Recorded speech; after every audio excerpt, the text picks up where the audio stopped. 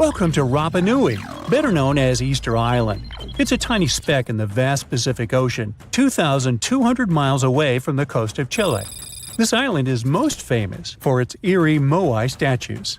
This place is also home to one of the most mysterious writing systems in the world, called Ronga Ronga. We found it on 27 small wooden tablets. For years, historians have been arguing about the true history of these tablets, and now we might have found the truth. Humans first set foot on this island in the 12th century.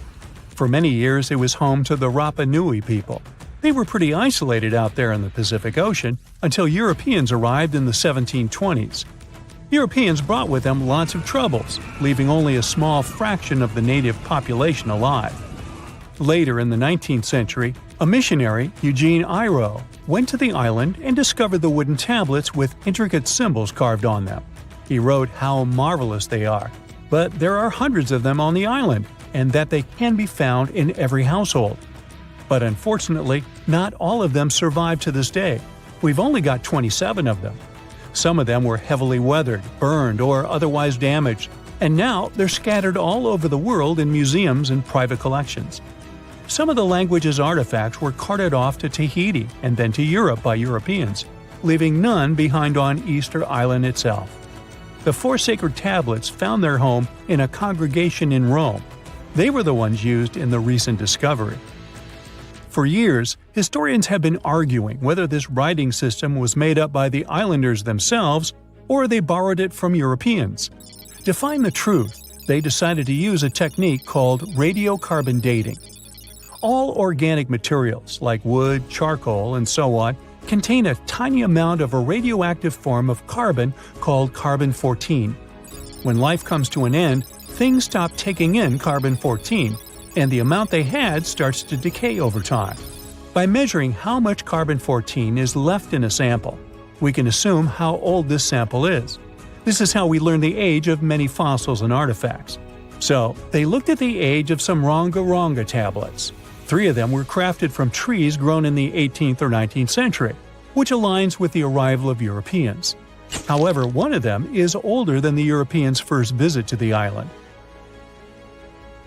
There are 2 reasons to believe that Rapa Nui people created this writing system themselves. First, Ronga Ronga works differently from European languages. Decoding it is a pretty hard task. Unlike English, this language boasts over 400 unique glyphs, none of which resemble any known writing system. There were many attempts to decipher this language, and none of them were successful so far. And second, one of the tablets is shown to be from around the 15th century, before the Europeans arrived. The problem is that radiocarbon dating can only tell us when the wood the tablet was made from was cut down, not when the writing was put on it. And since we've only got one tablet to go by, this isn't enough to be completely sure.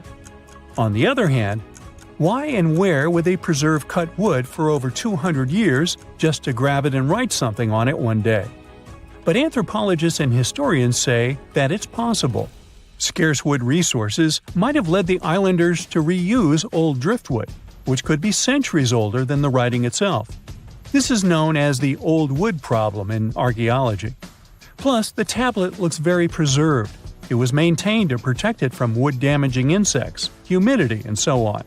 That's why it survived over the centuries.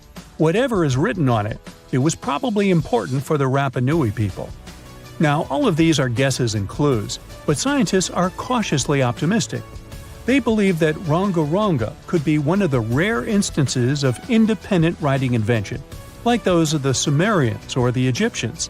But we need more evidence.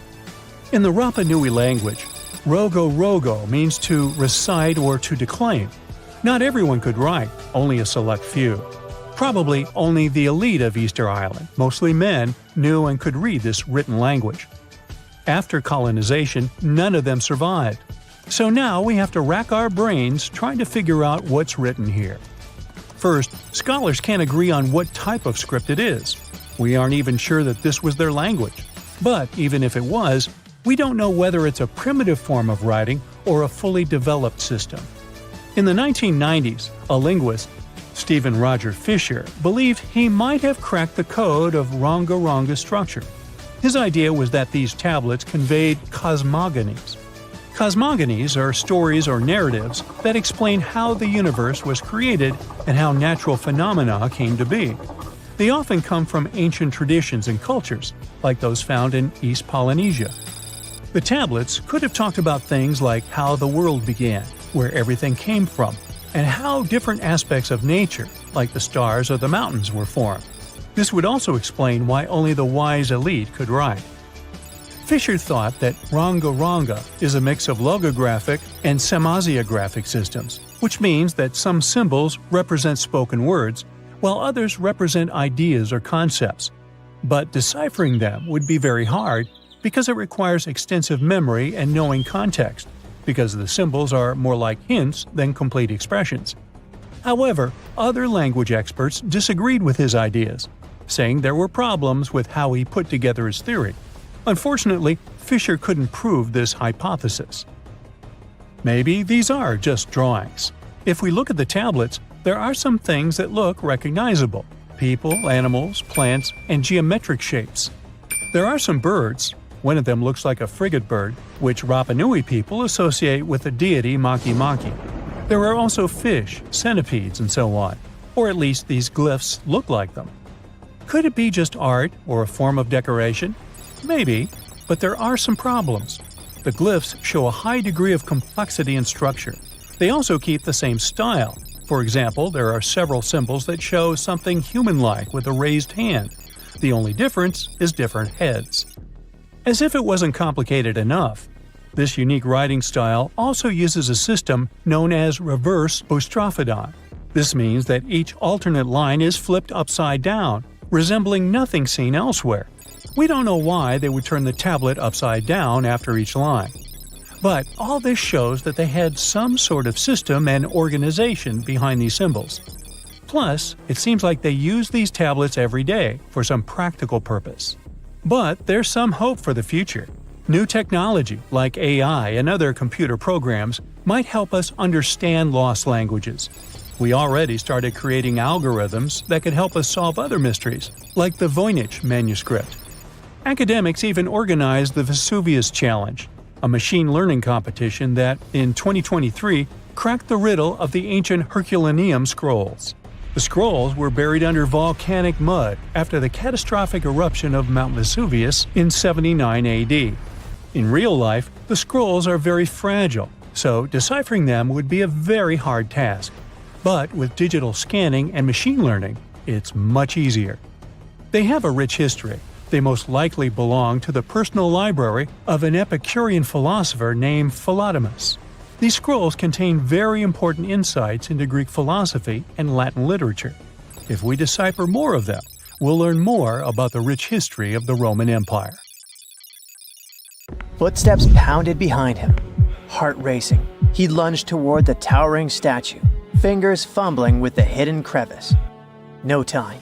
He shoved it inside just as shouts closed in. A deep breath, loud heartbeat. Then he ran, vanishing into the dark, leaving his secret buried in stone, waiting to be found. Throughout history, statues haven't just been silent guardians of the past. They've been hiding places for secrets, some deliberately sealed away, others stumbled upon by pure chance. See the most mysterious of them. In 2016, as Australian experts prepared a 645-year-old statue for auction, they uncovered a hidden secret: an ancient banknote tucked inside its hollowed head. Issued in 1371 under Emperor Zhu Yonzang, the note was worth 1,000 copper coins, or 28 grams of silver. More strikingly, it carried a grim warning. Despite passing through multiple owners, the hidden bill remained undiscovered for centuries. A rare relic from an era when paper money was still a novelty, the note was soon listed for auction, its journey through time continuing into the modern world. Statues became more than just symbols. They were guardians, keepers of history, and sometimes even life-saving tools. In 2017, restoration experts working on an 18th century statue in Spain made a remarkable discovery. Hidden within the statue's hollow interior were two letters written in 1777, providing insights into daily life, local customs, and the economy of the time. Similarly, in 2023, during renovations at the United States Military Academy in West Point, a box was discovered inside the marble base of a statue depicting the hero Tadeusz Kosciuszko.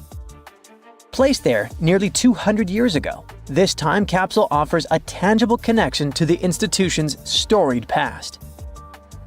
The mystery surrounding statues and their potential to hide secrets extends to some of the world's most iconic monuments. Few places are as shrouded in mystery as the Great Sphinx of Giza.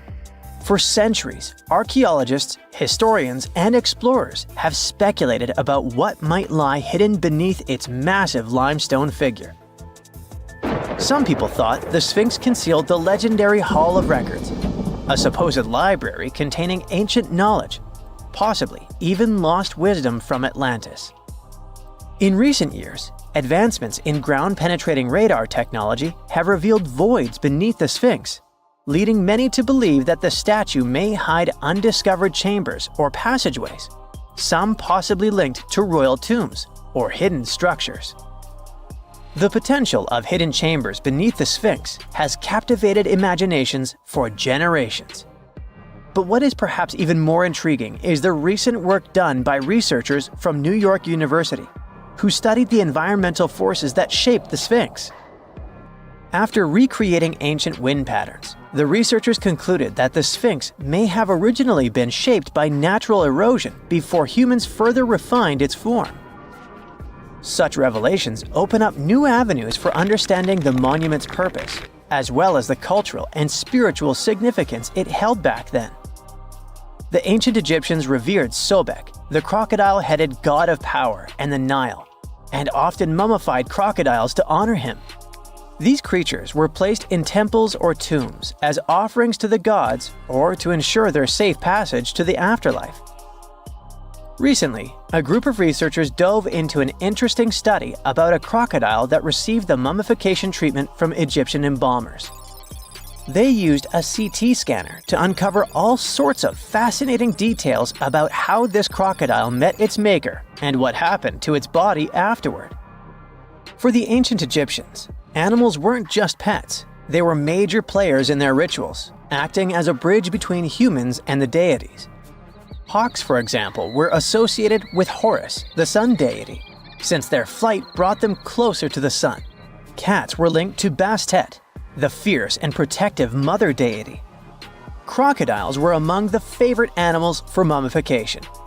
These reptiles were seen as symbols of Sobek, the lord of the Nile, whose presence announced the annual flooding that brought much-needed water and fertile soil for farming. In the past, studying such artifacts could mean damaging the mummy, but thanks to modern imaging techniques, the researchers were able to examine the crocodile while keeping it intact. X-rays and CT scans revealed that the crocodile's digestive system was packed with small stones called gastroliths, which crocs often ingest to aid digestion and maintain buoyancy. Amid those stones, they even found a metal fish hook and a fish. This suggests that large mummified crocodiles were likely caught in the wild using hooks baited with fish. This almost aligns with what ancient Greek historians wrote about life in Egypt. Almost because the Greeks believed that Egyptians used pigs to lure the crocodiles. So, as you've noticed, researchers and archaeologists use cutting-edge technology and meticulous hands-on work to uncover the secrets of ancient civilizations. The process begins with surveys using ground-penetrating radar and 3D scanning to detect hidden chambers, tunnels, or anomalies beneath the surface.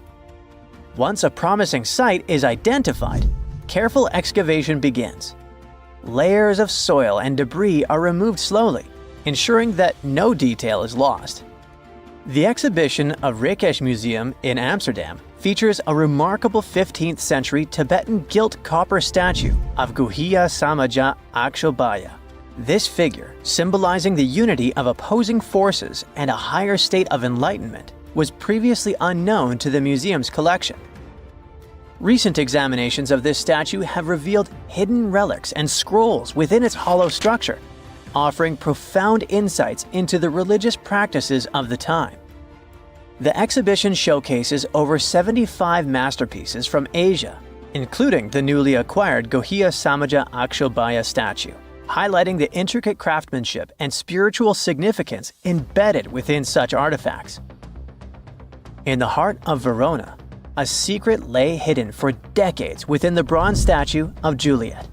Sculpted in 1969, she became a symbol of love, touched by countless visitors seeking romance and luck. But beneath her worn surface, Juliet was silently guarding something extraordinary. Over time, tiny cracks formed from years of affectionate caresses.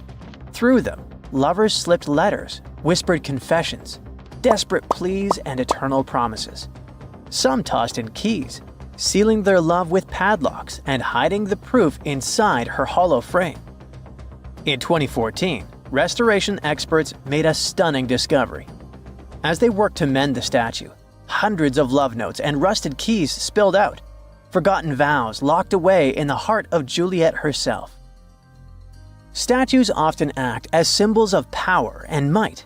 However, in more recent times, statues have also been used to convey messages for future generations.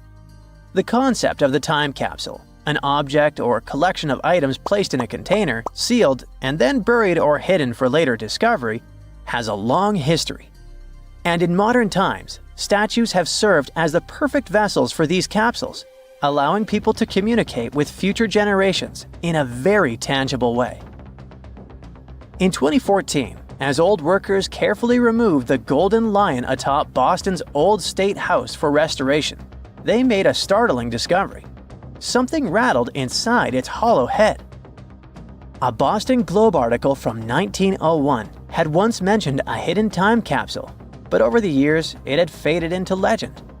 Then, a sculptor's descendant unearthed a long-forgotten letter confirming the truth. Inside the lion's head lay newspapers, photographs, autographs, and letters from Boston's past. Messages sealed away for over a century. As the capsule was opened, it felt like history itself was holding its breath. The officials planned to continue the tradition, adding modern artifacts before sealing the lion's secret once more, until the 22nd century unveils it again. We don't know if they carry on with it, though. Advancements in imaging technology have allowed researchers to uncover hidden details within famous sculptures without damaging them. In 2014, restoration experts in Mexico made a shocking discovery while examining a 300-year-old wooden statue. Real human teeth were hidden beneath its serene face. The revelation came not by sight, but by technology.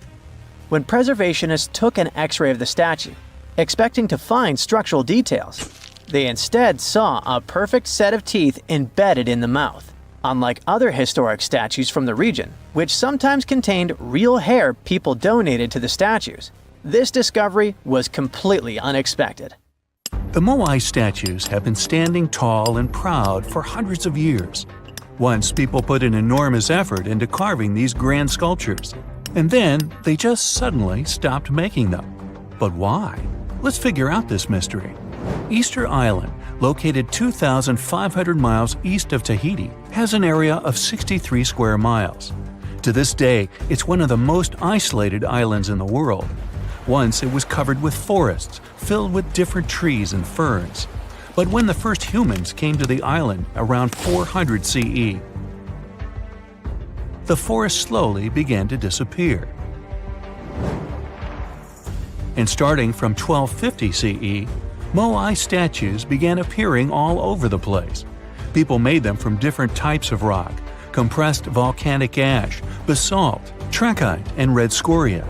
As it's a volcanic island, these were all the ingredients the creators of the statues had to use.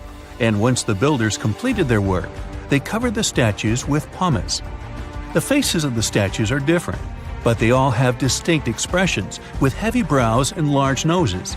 Their arms are carved into the body. Some have hats on top of their heads. There are nearly 900 statues all over the island. They differ in size. The average height is 13 feet tall, and the largest ones reach 33 feet in height and weigh up to 82 tons.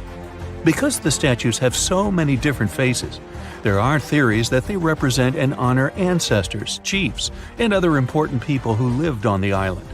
But without any clear evidence, it's almost impossible to figure out the true purpose of the Moai.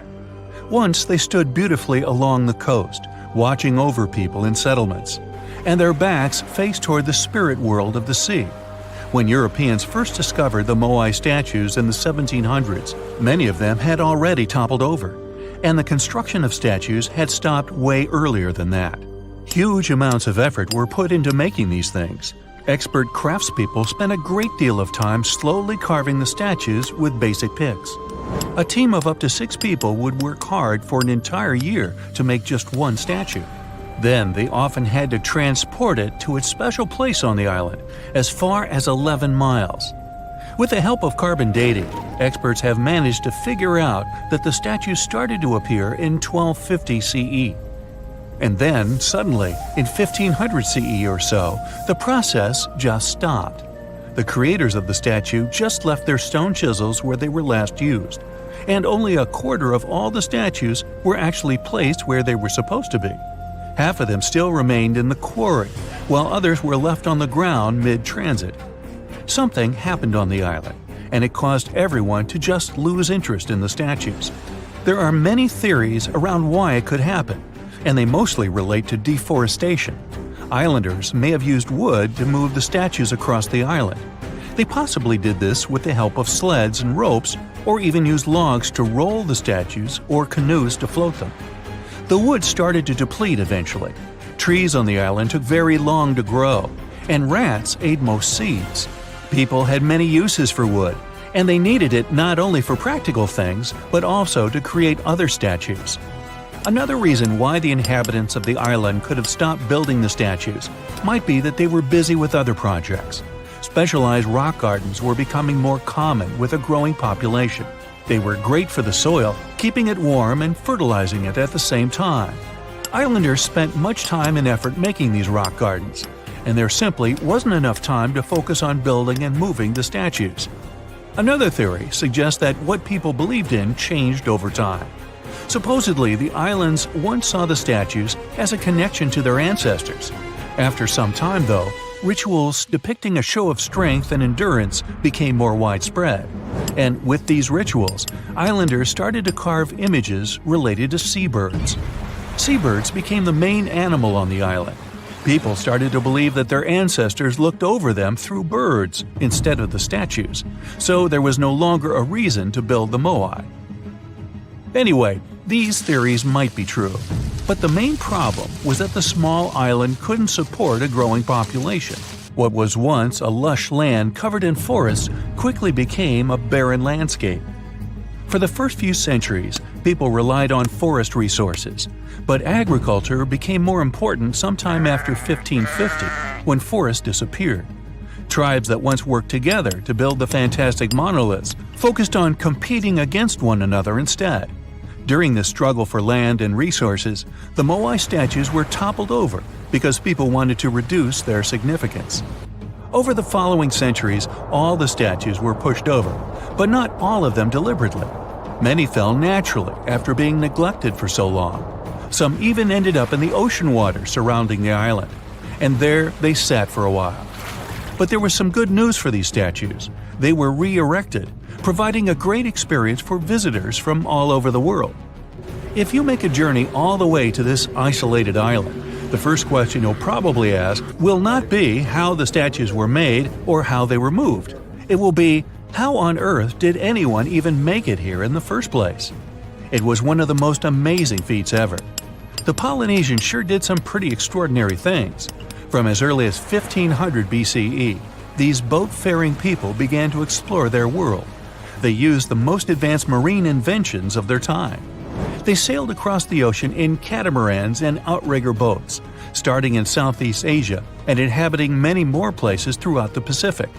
They lived as far north as Hawaii in 900 BCE, and all the way to the south in New Zealand by 1200 BCE. And the farthest journey to the east was, of course, Easter Island. In only a few hundred years, these early sailors inhabited an area of thousands of square miles. They simply memorized where they had already been and, this way, managed to navigate the ocean. They used a wide range of techniques. They watched the sun as it rose and set during the day. Stars helped them at night. If it was overcast and sailors couldn't figure out direction visually, they used other brilliant methods. They watched the movements of ocean currents and wave patterns and paid attention to bioluminescence in the water. These patterns helped them find where specific islands were located. These seafarers even understood how islands and atolls in the distance caused air and sea interference patterns. Birds provided them with certain signs too. Some of them migrated long distances from one island to another, which gave travelers some kind of a visual connection for their route. Other types of birds had specific feeding times. Sailors knew when and where they hunted and directed their boats depending on where these birds fed. Vikings certainly get way too much credit for their seafaring abilities. Where they used a sun compass, the early Polynesians relied purely on the knowledge of how nature itself could guide them. Their skills were so advanced that in 1769, Captain James Cook, an English explorer, even hired a Polynesian navigator because of his extensive knowledge of the seas. But even more surprising was the fact that he drew a map from memory. It covered an area that was 2,000 miles wide. In this region, there were 130 islands, and the navigator knew 74 of those islands by name. At the beginning of their voyage, Captain Cook often disregarded the navigator's advice. But toward the end of their journey, he was very impressed. He also recognized the Polynesians as possibly the most widespread nation on Earth. For centuries, the whole world was wondering how the giants of Easter Island moved around. Maybe powerful chiefs ordered big groups of workers to haul them. Or the elite controlled special statue-making quarries. But now we finally know the people of Rapa Nui didn't drag their Moai statues into place like lifeless logs. They made them walk. Scientists looked at nearly 1,000 Moai, checked their shapes, proportions, wear patterns, and the gentle forward lean and curved base that many statues have. And then it struck them. Those details weren't accidents, but engineering. The forward lean shifts the center of gravity, and the curved base lets the statue pivot like a pendulum. Once the motion starts, inertia helps carry each step. Think of it like walking an enormous stone toddler using ropes and balance. To prove this right, the research team built a 4.35-ton replica. The real statues were around 13 tons, and some weighed up to 80 tons. With 18 people on the ropes, they walked the statue about 300 feet, about the length of a football field, in 40 minutes. That's faster and easier than dragging something flat across logs or rollers. The old roads of Rapa Nui also help the process. They're about 14 feet wide, and the way they curve inward makes them perfect to keep a statue steady while it walks forward. Every time the islanders moved a Moai, they weren't just walking it, but they were literally shaping the road as part of the job. When you look at the island's landscape today, you can actually see these paths crisscrossing each other, sometimes running side by side like alternate routes. The ancient workers were likely clearing a stretch of ground, moving the statue a bit, clearing a bit more, then rocking it forward again in a specific rhythm. It looks like they spent just as much time prepping the road as they did moving the statue itself.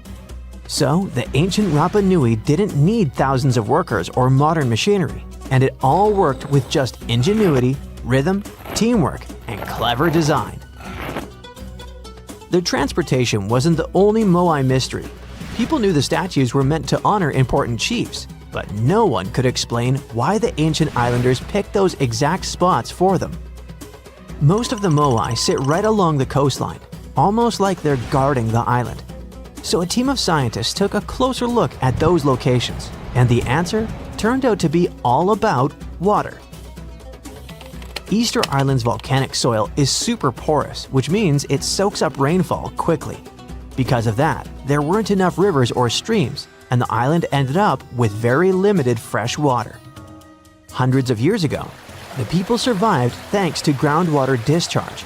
Basically, water stored deep underground in layers of rock or soil called aquifers eventually rises up to the surface on its own. When that water bubbled up near the coast, it mixed with seawater, but the mix stayed fresh enough to drink. The locals collected it right from those coastal spots, and that's exactly where they built the Moai. They weren't just decorating the coastline, they were marking the island's most essential source of fresh water. Now, most of the Moai bodies were made from volcanic tuff, a soft, easily carved stone, and most of the statues were carved in one quarry inside an ancient volcano. In October 2023, a wildfire tore through the quarry, and everyone who cares about Rapa Nui got really concerned about whether the site would survive future disasters. So when a team of scientists arrived in January the following year, a local community group asked if they could document the quarry, just in case another fire damaged it for good. The geographers jumped at the chance and launched about 30 drone flights over the quarry. Flight after flight, they collected an incredible 22,000 photos. After that, they spent months running those images through computer software that stitched every piece together into a single, hyper-detailed 3D model. Now anyone in the world can explore Ranu Raraku, one of Easter Island's most important quarries, without even setting foot on the island. Of course, the 3D model isn't just an online tour platform. The team noticed that there were several workshops inside the quarry, and carving techniques changed from one site to another. So there wasn't one chief who told them how to do it, but rather each spot worked like its own workshop that was tied to a specific family clan. This could also be another proof that the Moai could move with far fewer people than anyone once believed, probably around 20 to 50. That's roughly the size of an extended family or small lineage group on Easter Island. Most statues were carved while lying on their backs from the top down. In the most common method, the carvers focused on the face first, shaping the eyes, nose, and mouth, and then carved the outline of the head and body around those features. The second method flipped that order. They carved the entire block into the basic shape of a Moai first and didn't add any details until later. And in a few rare cases, the carvers went at the stone from the side and worked straight into a nearly vertical cliff, which must have taken some great skill. And just when researchers mapped over 1,000 Moai and thought they knew them all, the island threw them a curveball. In the middle of a dried-up lakebed, a place no one expected anything, another statue appeared in 2025. It was the first statue found in a lakebed before, and it might not be the last. For at least 200 or 300 years, the laguna was almost 10 feet deep, so it would be impossible for humans to build or put a statue on the bottom. Scientists think the Moai are over 500 years old. It's possible that the Rapa Nui people who built them probably brought the statue here when the lake was dry in the past. The new find turned out to be slightly over 5 feet tall, which is smaller than the other statues on the island. As the region continues to dry out, the lakebed has started revealing what it's been hiding for who knows how long. More statues could be tucked under those thick reeds that grew over the lake for centuries. Now that the water has receded, scientists might be able to use ground-sensing tools to detect what's buried beneath the surface. While researchers keep studying the statues and solving their mysteries, nature is playing against them. A new study shows that by 2080, seasonal waves could push far enough inland to hit some of Easter Island's massive Moai statues. These stone giants have stood through everything: harsh sun, relentless wind, pounding rain, lichen slowly creeping across their surfaces, and even wildfires. But rising sea levels already threaten the island's coast, and the Moai now face a danger bigger than anything they've endured before. Researchers built a super detailed digital model, a digital twin of a bay on the island's southeast coast. They ran a bunch of simulations to see how different sea level rise scenarios would change the way waves move through the bay. The results of these simulations showed that waves could start reaching the site's 15 Moai by 2080, and then of the most recognizable and photographed statues on the island could end up flooded. This spot sits on a big ceremonial platform and draws more visitors than almost any other Moai spot on Rapa Nui. And the danger doesn't stop there. Dozens of other important cultural features nearby are also in danger. Ancient dwellings, petroglyphs carved into stone, burial sites, old rock gardens. Basically, the entire physical memory of Rapa Nui's cultural history. If the island doesn't manage these risks, it could even lose its UNESCO World Heritage status. Now that researchers understand the threat more clearly, they want to use this knowledge to help protect the island. Scientists hope to collaborate closely with local communities to safeguard Rapa Nui's cultural heritage for future generations. The Sahara Desert is like a Mad Max movie. Scorching heat, endless dunes, and an overall barren wasteland. A place where no one could live, right? Well, forget all you know about it. Because 5,000 years ago, the Sahara was a lush paradise of grasslands, lakes, and rivers, and the home of a ghost civilization that vanished without a trace. Our tale begins in the 1930s, when a Hungarian explorer stumbled upon a cave in the middle of the Sahara. Inside, he found something bizarre: ancient rock paintings of people swimming in a lake, surrounded by giraffes, hippos, and crocodiles. At the time, everybody shrugged it off as some symbolic depiction of the afterlife, because really, who would imagine a lake in the Sahara? Well, fast forward some 70 years later, when a group of archaeologists made a discovery that flipped the script. In a rock shelter in Libya, they unearthed 15 mummies, along with baskets, ceramic pots, and other everyday items. This may look like prehistoric junk to most people, but to archaeologists, it was like uncovering a key piece of evidence. Those people weren't just passing through, they lived here. You see, those weren't just any mummies. They were some of the oldest naturally mummified humans ever found, dating back over 7,000 years. Take that, Egypt. 2 of them still had readable DNA, preserved thanks to a rare natural mummification process, almost a miracle considering the Sahara's climate's ability to turn everything into, well, beef jerky. Scientists struggled to understand where those mummies came from for a while, because the mitochondrial DNA they recovered was not helpful at all. But thanks to scientific progress, they eventually managed to do a full genome analysis that revealed some weird secrets. Those people belonged to a human lineage that was completely unknown, and they lived isolated from the rest of humanity for thousands of years. For decades, researchers assumed that the place where they lived, the Green Sahara, was like a prehistoric highway, a lush corridor that humans and animals used to migrate between sub-Saharan Africa and the Mediterranean. But the mummies demolished that theory, like a hippo sitting on a sandcastle. Their DNA showed zero genetic mixing with sub-Saharan and Eurasian migrants, keeping their genes pure for 7,000 years. Their closest genetic relatives weren't their neighbors living right below the famous desert, but some ancient hunter-gatherers from Morocco, and even some guys that lived in the Czech Republic, when it wasn't even a country yet, 50,000 years ago. We're not out of the woods yet, because those mummies also carried some teeny-tiny traces of Neanderthal DNA, just 10% of the amount found in modern Eurasians. Now, if you paid attention in school, then you know that Neanderthals lived in Europe and Asia, and early humans only mixed with them after migrating out of Africa. But those Green Sahara folks never left Africa. So how did they get Neanderthal genes? The leading theory is that their ancestors mingled with Neanderthals in North Africa 50,000 years ago before settling in the Sahara and cutting off contact with the outside world. Archaeologists also found cattle bones and tools made of stone and wood at that rock shelter, proving that those people led a thriving pastoral lifestyle. This discovery made scientists scratch their heads for a while because, you see, animal domestication was not developed in Africa. So how did they learn it if they never mingled with anyone? Did they have ancient YouTube tutorials? Probably not.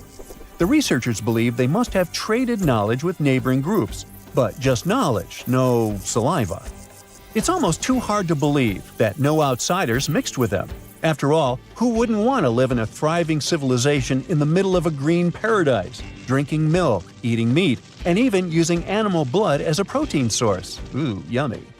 They didn't have to hunt for every meal, thanks to their livestock, and the abundant water made life pretty sweet. And yet, they never married outsiders. Why?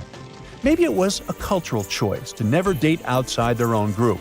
Or maybe the landscape itself kept them isolated. This is where scientists place their bets. They believe that the dense forests and rivers that existed in the Green Sahara acted like nature's no trespassing sign, creating a geographical barrier that isolates animals, plants, and whole societies. This isolation is the reason why their genes were so unique. These guys weren't swapping spit with anyone else. But this genetic time capsule almost didn't survive. For most of the last ice age, the Sahara was even harsher than today, a true dead zone where humans couldn't survive. 70,000 years ago, even the toughest people disappeared, retreating to the Nile Valley and the Mediterranean coast. Why? Because Earth was a climate bully. Massive glaciers stole all the moisture, weakening monsoons until rain clouds barely reached North Africa. Then came the knockout punches. Armadas of icebergs flooded the North Atlantic, triggering devastating droughts each time. This was the Sahara's ultimate keep-out era. Now, you're probably wondering how in the world the Sahara turned green after all this, and then went back to being a desert again. Well, it all started 15,000 years ago, I wasn't around then, when Earth was shaking off the last ice age. Our planet's axis was a bit wobbly, and because of that, the northern hemisphere got closer to the sun, getting extra sunlight and heat. This eternal summer turned North Africa into a giant moisture magnet, pulling water from the Atlantic and making it all rain down on the Sahara. The result of this ridiculous amount of rain was a lush savanna, complete with lakes the size of small countries. But the African humid period was not just a one-time miracle. The truth is, this eternal on and off switch between green and desert happened to the Sahara more than 230 times since the desert was born. During one of these events, the Sahara even expanded, getting bigger than it is today. So when the Green Sahara showed up, you can bet it brought the ultimate ecosystem glow-up. This wasn't just a light dusting of grass. We're talking full makeover. The transformation was so complete, it even reshaped animal populations. Cheetahs suddenly struggled with the new prey dynamics, while rodents like the multi-mammate mouse thrived in the suddenly abundant grasslands. But don't pack your prehistoric swim trunks just yet. This paradise had teeth. The Sahara was an ecological maze of crocodile-infested rivers, malaria-carrying mosquitoes, and big cats lurking in the tall grass. Crossing it would have been like playing a real-life game of Hungry Hungry Hippos. This is probably why more groups didn't settle permanently. The Sahara's climate cycled between wet and dry every 20,000 years, hardly a stable zip code. For most ancient people, it was smarter to treat the Green Sahara like an all-you-can-eat buffet, grab resources and leave before the desert returned. Still, this Green Sahara period lasted for 10,000 years, giving our mystery shepherds plenty of time to thrive. But around 5,000 years ago, Earth's axis shifted again, the rains moved away, and the Sahara dried up faster than a puddle in July. As the desert returned, the shepherds from the Green Sahara had no choice but to pack up their livestock and leave. Some researchers believe they migrated toward the Nile, laying the groundwork for ancient Egypt, so I guess their legacy lives on. Besides, their pure lineage may be extinct by now, but some faint genes of the mummies can still be found in the people that live in North Africa today. But the introvert mummies were not the only ones using the Green Sahara as an Airbnb. They actually had neighbors just around the corner, in a lakeside village in Niger to be exact. Those people thrived for 5,000 years and left behind the oldest Sahara Desert cemetery, including a man buried in a turtle shell, a grinning Halloween man with filed teeth, and a heartbreaking family embrace frozen in time, victims of the very waters that sustained them. Eventually, those people disappeared too, just like it happened to our antisocial friends. This proves that this desert outsmarts everyone, with a landscape that gives paradise with one hand and takes it away with the other. The Easter Island giant heads are so popular that they even have their own emoji. Their true meaning has been a mystery for hundreds of years. But it looks like we at least know how they were built and transported to their permanent location. The Moai statues consist of 3 parts: a large yellow body, a red hat or top knot, and white inset eyes with a coral iris. Around 1,000 of them were created. The main bodies of most of the statues were made out of volcanic tuff from a local quarry in what used to be a volcano. The material is easy to carve, but not so easy to transport. That's probably why researchers found over 300 unfinished moai back in the quarry. The rest of them stand in various locations, facing the villages as if watching over the locals. So, it looks like the statues were carved lying on their backs. Then, their creators detached them from the rock, moved them down slope, and set them in a vertical position to finish the work. Once it was done, it was time to get the statue to its platform. Now, if you've ever moved houses, you know how physically hard it is. So, imagine having to move a statue that is about half as heavy as a house without a car or any modern equipment for a distance of 3 miles. The locals must have invented some original way of doing it, and scientists tried to recreate it to guess what it was. They tried pulling moai replicas on wooden sleds. They thought someone could have used palm trees for that purpose, but this theory has been debunked. The most successful experiment so far was wielding ropes to rock the statue down the road in a standing position. This method sounds real because the local Rapa Nui legends mention that the moai walked from the quarry. And, of course, they needed a good road to get there. In the early 20th century, researcher Catherine Rutledge identified an 800-year-old road network on the island. It was a bunch of pathways around 15 feet wide going from the quarry. She thought that those roads were ceremonial and not built just for the statues. She wasn't a famous scientist back then, so others mostly ignored the theory. Several decades later, famous Norwegian adventurer and archaeologist Thor Heyerdahl published his theory. He mentioned that the roads were built exclusively to transport the moai, and some of the statues were dropped along the roads for some reason. But in 2010, researchers found that the statues weren't randomly dropped. They actually reached their final destinations, as they were all set on hidden platforms.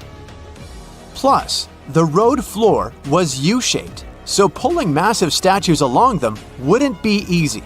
You can still find roughly 15.5 miles of these roads on the island and see them from satellite images. And it looks like Catherine Rutledge was right about them. The roads were probably built for pilgrims to a sacred volcano, and the moai standing by them were sort of signposts. Halfway across the world in southern England lies another mystery made of stone, a massive sound illusion, a symbol of unity, a burial ground, or more. Scientists are still debating the purpose of Stonehenge. It took Neolithic builders around 1,500 years to construct this beauty made of roughly 100 stones standing upright in a circle. Millions of tourists come to see it every year, and heritage protectors were worried about the modern road snaking close to the landmark. That modern road is now sunk into the ground below the grass level. And even though archaeologists assumed they could find an older road under it, they didn't have any high hopes. But when they took off a layer of asphalt, they noticed 2 parallel ditches that were nearly perpendicular to the road. The ditches connected the shortened sections of the avenue. That's what the archaeologists call the ancient pathway leading up to Stonehenge. It proves that the ancient people used to visit the monument for their purposes, and probably some ceremonies. Another interesting find during a dry summer was 3 dry patch marks within the stone circle. It looks like they were left there by 3 massive boulders. So Stonehenge could have been a full circle once. In 2021, archaeologists found a Roman road submerged in the Venetian lagoon. The fact that it runs there on the bottom for nearly 4,000 feet is proof that the Romans were here before sea levels rose and flooded the area. It supports the theory that there was an important settlement here centuries before Venice was founded at the spot in the 5th century CE. The ancient Romans were great at many things, and one of them was building roads. And it looks like they weren't afraid to work on the trickiest terrain. Scans have shown that the ancient road was built right on the beach, and it requires some serious skills. Imagine a village from over 1,000 years ago frozen in time. There's still half-eaten food on the tables and personal things left in a rush. It's all preserved so well because it's covered by volcanic ash. Researchers found this village in 2011 in modern-day El Salvador. They believe there was a mass celebration in a Maya village called Seren over 1,400 years ago. The whole village was there, preparing the main temple for a ritual when a nearby volcano erupted. The 200-plus residents had no time to rush back to their homes. To save their lives, they had to flee the plaza and run south on a raised road called Sakbe. They managed to escape from the plumes of volcanic ash. In addition to being a superhero and saving all the people, the road had another cool feature. All Sakbe roads had an outer layer of stones, but this one was made of ash. Ironic, isn't it? It proves that the Maya people didn't only use stones to build their roads. Archaeologists discovered several coins in Jerusalem when they were excavating an old street. When they saw the minting dates, they realized the road was built when Pontius Pilate was the Roman governor of Judea. Since he was the local ruler, it's almost clear that he gave the order to build the road. The pilgrims most likely used this road to reach the Temple Mount for worship. The pathway, which was laid with over 10,000 tons of limestone, was almost as broad as a London bus is long. It had been there for 2,000 years. It's not common that you find such a luxurious road, and it's not clear why a Roman governor would spend so much money on the road. It was probably his attempt to make the city's population like him. Plus, it was a great way to show he had both money and influence. The Old North Trail is an ancient highway that the inhabitants of North America used for 10,000 years. First on foot, then with dogs, and finally with horses. The first travelers moved around the continent down its paths for thousands of miles long before the first Europeans arrived, and even during the last ice age. They used it to carry trade goods, visit relatives, find a mate, or just explore.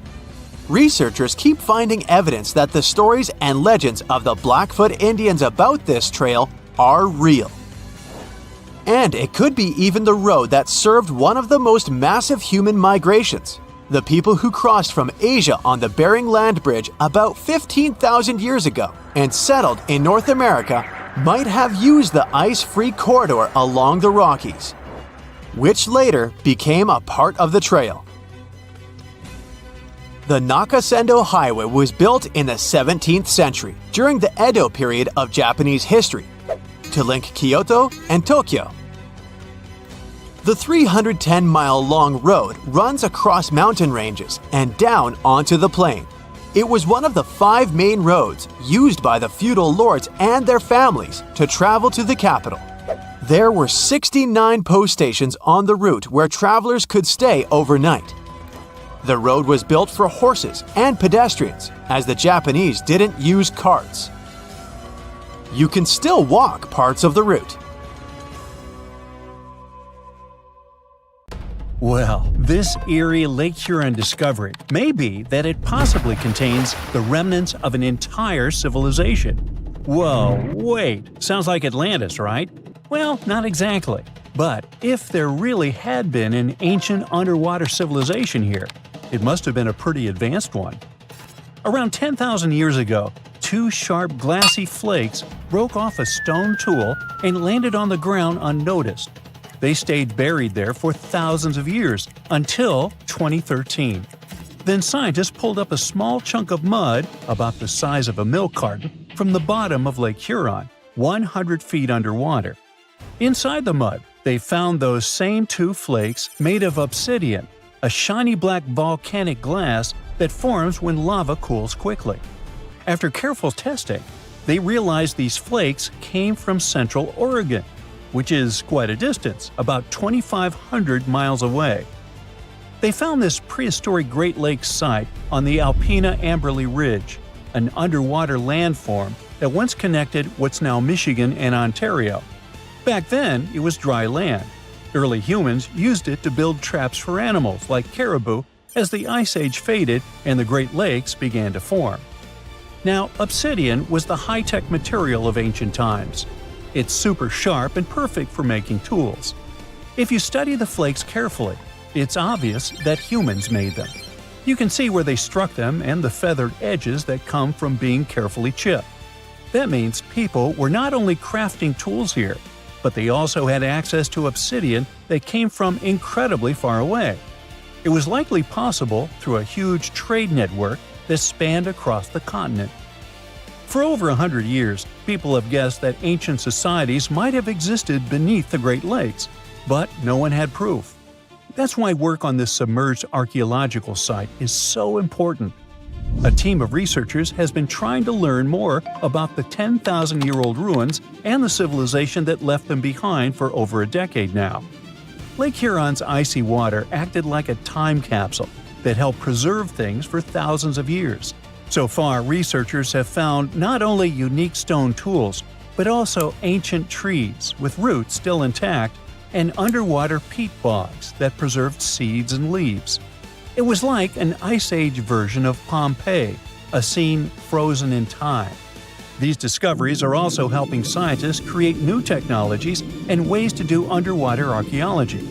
They've engaged sonars, underwater robots, and divers so far.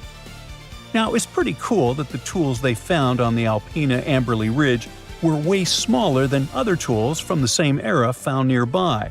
That might mean a different group of people lived here, and they had their own unique way of life.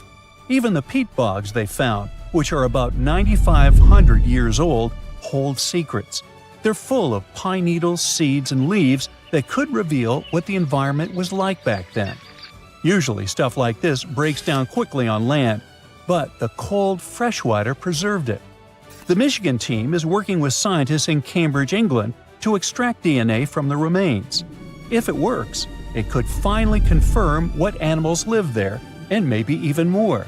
There are still years of discovery on this prehistoric Great Lakes site ahead. Another famous submerged archaeological site is the lost city of Pavlo-Petri. Archaeologists think it is the oldest sunken city in the world they've found and made official so far. Pavlo-Petri is around 5,000 years old. That means it existed even before the legendary Greek heroes in Homer's stories. Scientists first spotted it way back in 1904, and then mostly forgot about it until 1967, when Nicholas Fleming rediscovered it. He described it as a Bronze Age city now lying under about 10 to 13 feet of water. A year later, he returned with a team of scientists to study the ruins. Over 6 weeks, using just hand tapes and a basic grid, they managed to map out the city. They found that it covered almost 1,000 feet by 500 feet and had at least 15 buildings, courtyards, 5 streets, 2 tombs, and around 37 small stone graves. They also found signs that the ruins continued onto the nearby island of Pavlo-Petri itself. They dug up some amazing pottery, obsidian, and chert blades, and even a tiny bronze figurine that may date all the way back to 2800 BCE. Most of the buildings, though, came from the period between 1650 and 1180 BCE. Then scientists left the site alone again until 2009, when a super team of researchers launched a new 5-year project to really dive deep into the history of Pavlo Petri. This time, they had digital mapping tools and better diving equipment, so they could explore and even excavate underwater. They found another 97,000 square feet of buildings, including a large hall and hidden streets.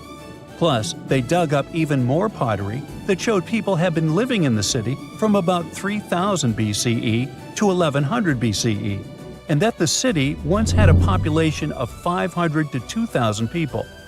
No one knows for sure how the city ended up underwater, but many scientists think it was because of an earthquake, maybe around 1000 BCE, or even as late as 375 CE. Because it's the oldest underwater city ever found, some people even believe Pavlo Petri might have inspired the legend of Atlantis. Another contestant for the Atlantis title lies near Japan. Back in 1986, a local diver was exploring the waters near the Ryukyu Islands when he found a giant structure made of perfectly shaped steps and sharp edges. It was 82 feet underwater. Today, the Yonaguni Monument is one of the most mysterious underwater sites on the planet. The structure is nearly half a football field in size. It looks like a massive stone pyramid with layers of platforms and steps stacked one on top of another. No one really knows where it came from or who built it. Some experts think the monument might be more than 10,000 years old, which would make it older than the Egyptian pyramids. One theory is that it could be the last remains of a lost civilization called Mu, a mythical Pacific society kind of like Atlantis. Others believe an ancient culture that lived in Japan as early as 12,000 BCE might have built it. But many scientists and geologists are skeptical about this possible underwater ancient civilization, even though Yonaguni has narrow passageways, arched openings, and right angles that almost look like city blocks. They say that the site looks a lot like natural rock formations, like the Giant's Causeway in Northern Ireland, for example. The whole monument is still connected to a bigger chunk of bedrock, which means it wasn't built piece by piece. And the way the layers of rock are stacked probably has more to do with earthquakes and tectonic movement. It's located in the very active Pacific Ring of Fire. One marine geologist kept going back down there, and every time he found something new.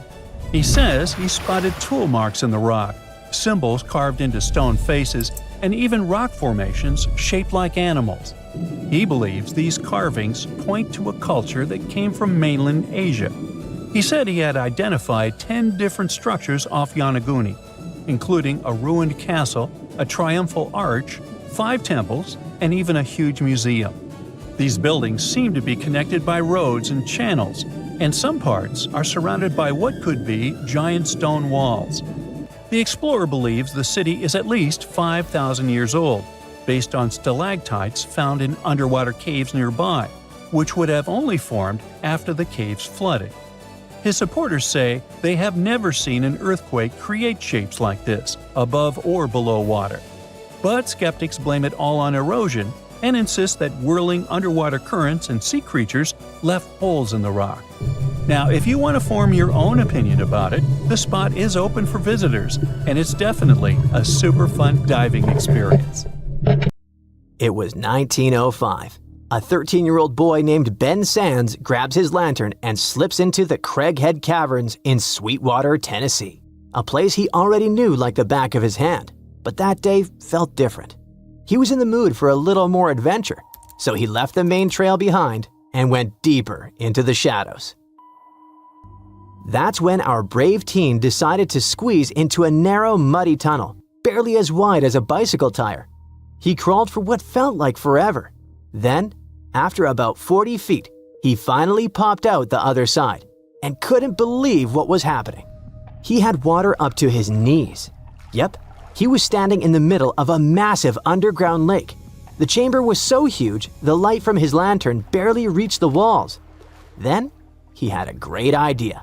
He started tossing mud balls into the darkness as far as he could, just to test the ground ahead. All he heard in return was splash, splash, splash. It was all water.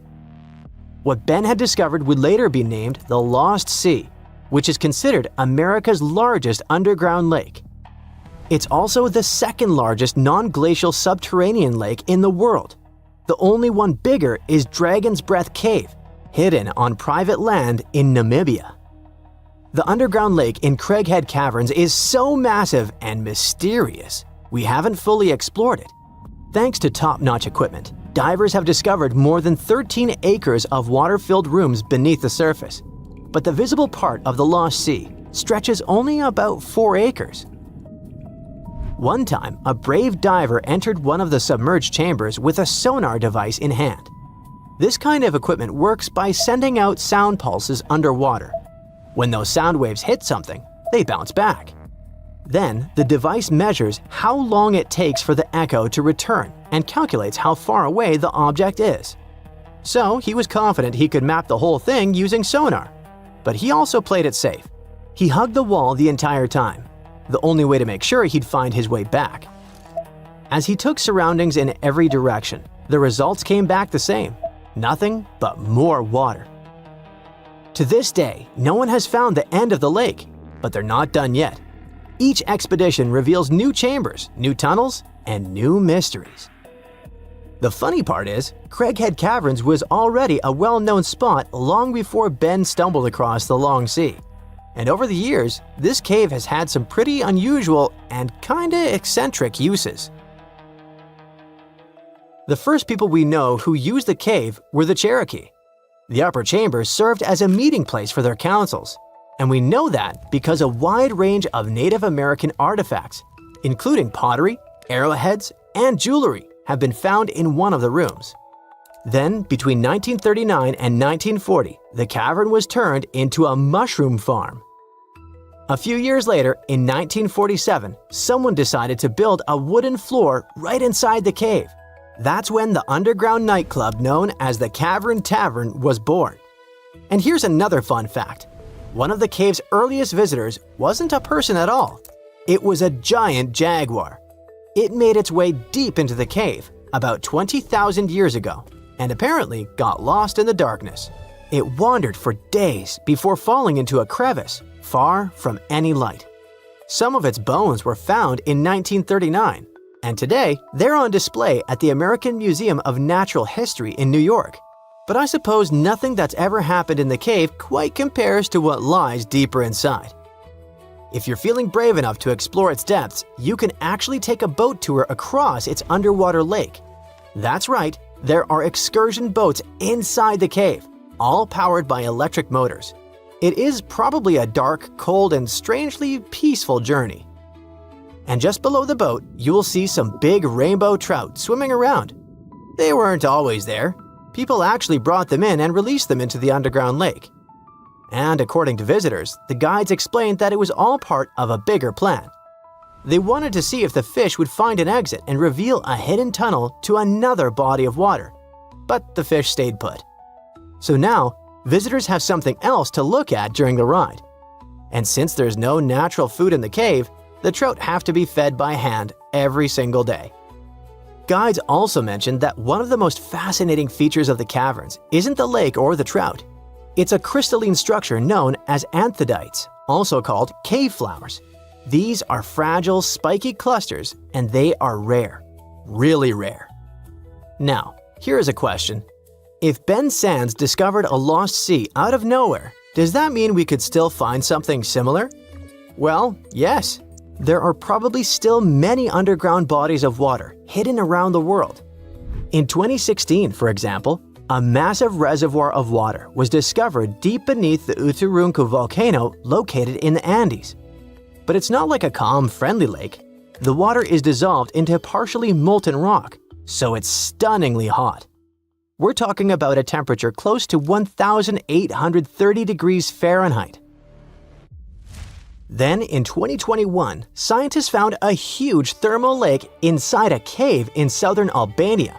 And in 2024, they returned to the same spot with more advanced measurement equipment. They found that the lake measures 454 feet long and 138 feet wide. That pretty much confirmed it is the biggest hidden lake of its kind we know about. Also, in 2024, a group of workers from a travel agency was exploring Tung Cave in Vietnam. when they suddenly came across a mysterious lake, hidden way down in a part of the cave that hardly anyone ever sees. Its water reflects a transparent emerald or greenish color, making it look unbelievably beautiful. This spot will probably be open to tourism very soon. Alright, finding hidden lakes inside caves or beneath volcanoes is one thing, but finding a hidden ocean inside the Earth, that is a whole different story. And believe it or not, it actually happened not long ago. But you can't swim in its waters, for two big reasons. First, it's hidden about 400 miles underground. And second, the water isn't in liquid form like a normal sea. Instead, it's trapped inside solid rocks. Sounds strange, but let me explain. Back in 2014, researchers found deep pockets of magma located around 400 miles beneath North America. And that's a pretty strong sign there's water down there. But how? Down there, scientists discovered a mineral called ringwoodite, which only forms under extremely high pressure, the kind you would find deep within the Earth's mantle. And inside the structure of ringwoodite, they found water, not in puddles or pools, but trapped inside the mineral itself. Ringwoodite acts like a sponge, holding water within its crystal structure. And when scientists ran the numbers, they realized something staggering. The amount of water trapped in this mineral could be 3 times greater than all the oceans on Earth combined. And that is huge. Not just in size, but the actual discovery is huge, because it might confirm a theory that's been around for decades. That a massive reservoir of water exists deep beneath Earth's crust. Geologists believe this deep reservoir plays a key role in Earth's water cycle. It might be responsible for volcanic activity, the movement of tectonic plates, and even how water first appeared on the planet's surface. Instead of arriving on comets or asteroids, Earth's water might have always been here, slowly seeping out over billions of years from deep underground. You're digging in Egypt's famous Saqqara necropolis, also known as the ultimate VIP graveyard for pharaohs, when suddenly you find a giant pink door hiding something no one knew existed. Behind this giant stone door, one that wasn't supposed to open, by the way, you find a lost tomb of Egyptian royalty. Alright, history lovers, it's time to buckle up because archaeologists just pulled off something straight out of an Indiana Jones movie. Let's travel all the way to Saqqara, one of Egypt's most mysterious and treasure-packed ancient sites. The star of the show? The prince you've probably never heard of, Prince Userefre, son of King Userkaf. No one important, just, the founder of Egypt's 5th dynasty. No big deal. But the way his tomb was discovered… It all started with a massive door, made of pink granite, no less. But this isn't just a regular stone slab. This thing is about 14 to 15 feet tall and 4 feet wide. A giraffe could easily walk through it. This door is also definitely heavier than your neighbor's SUV. But here's the twist. It wasn't a real door. It was a false door, a symbolic gateway meant to allow the spirit of the deceased to pass between the world of the living and the afterlife. Normally, that's where the story ends. After all, false doors are common in tombs. But this one was extra special. You see, false doors were usually made out of limestone, which was pretty common and found everywhere in Egypt. To build one out of red or pink granite, people had to bring these rocks from a quarry located 400 miles away. And you can bet this wasn't a cheap trip. According to Egyptologists, this is the first time a false door of this size and material has ever been found in Egypt, making it a totally unique piece of architecture. Aside from being super expensive, this one had a surprise behind it too. When the team of researchers investigated further, they realized that this false door actually hid a real entrance. And what did it lead to? A hidden tomb, packed with statues, relics, and secrets from over 4,000 years ago. The tomb belongs to Prince Userefre, but you can call him Wasar Efra, or Wasar Efra too. Despite being totally erased from history, this fella was no minor noble. The hieroglyphs on the pink granite door listed him as the hereditary prince, governor of Buto, En-Nekeb, royal scribe, minister, judge, and priest of chance. Phew! He was like the ancient Egyptian version of Daenerys Targaryen. These inscriptions not only identify his political and religious roles, but also suggest he held significant power in Lower and Upper Egypt, bridging both regions through his titles. One title in particular, the Priest of Sekher, links him to the deity of the necropolis, the one with the falcon head.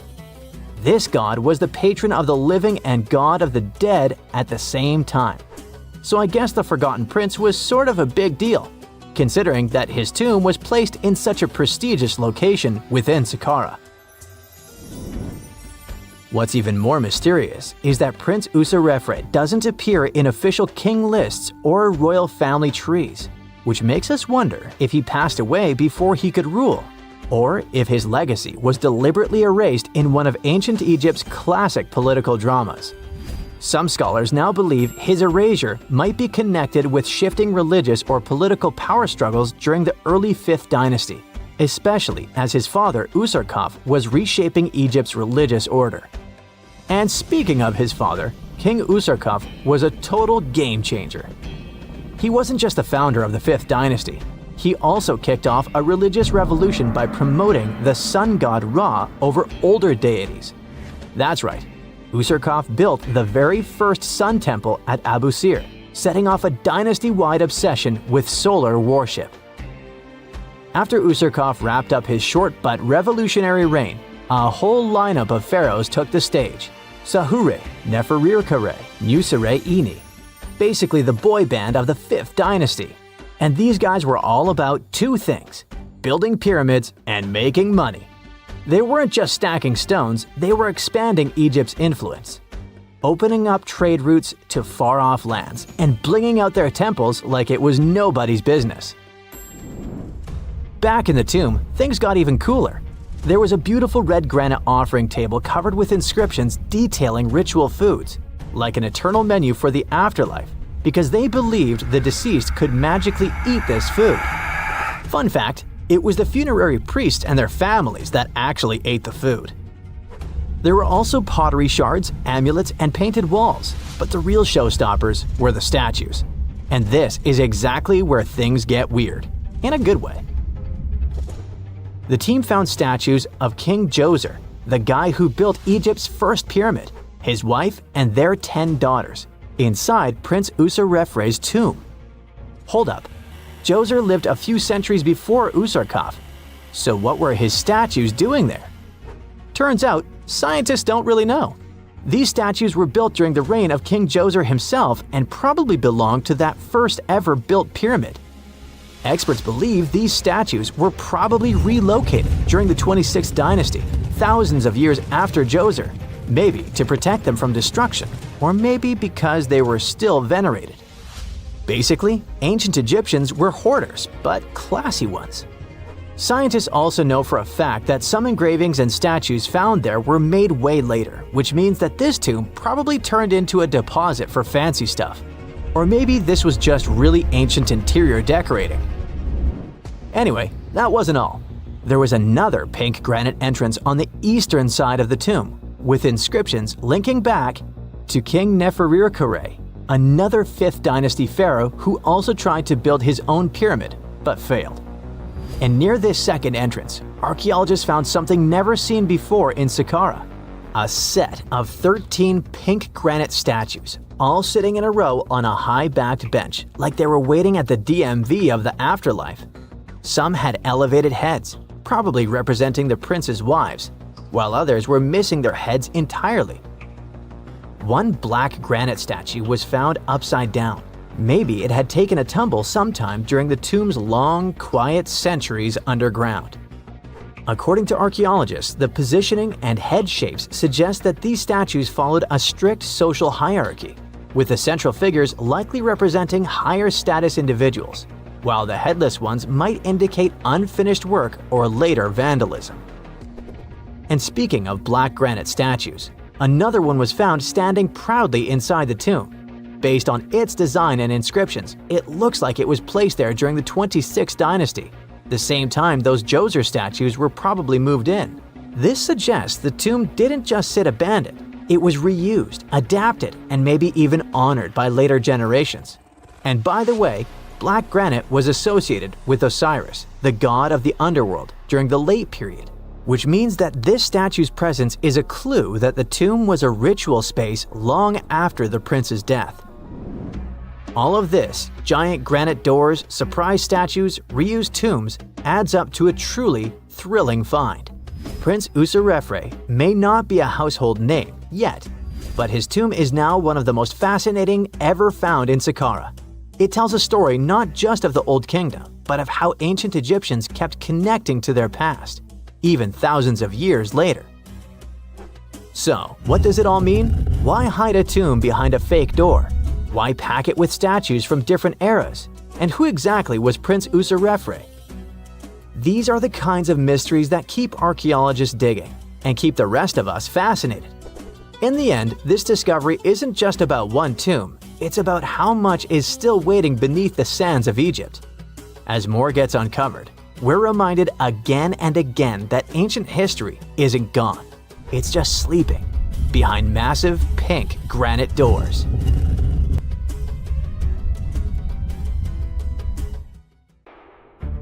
Now picture a tomb locked for 1,400 years, and then, suddenly, poof, it's open.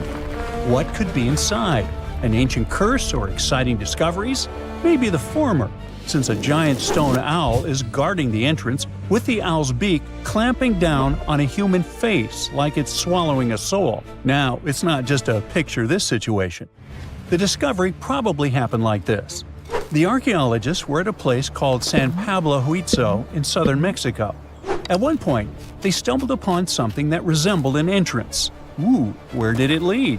They just had to figure it out. By that entrance, there was a large carved owl.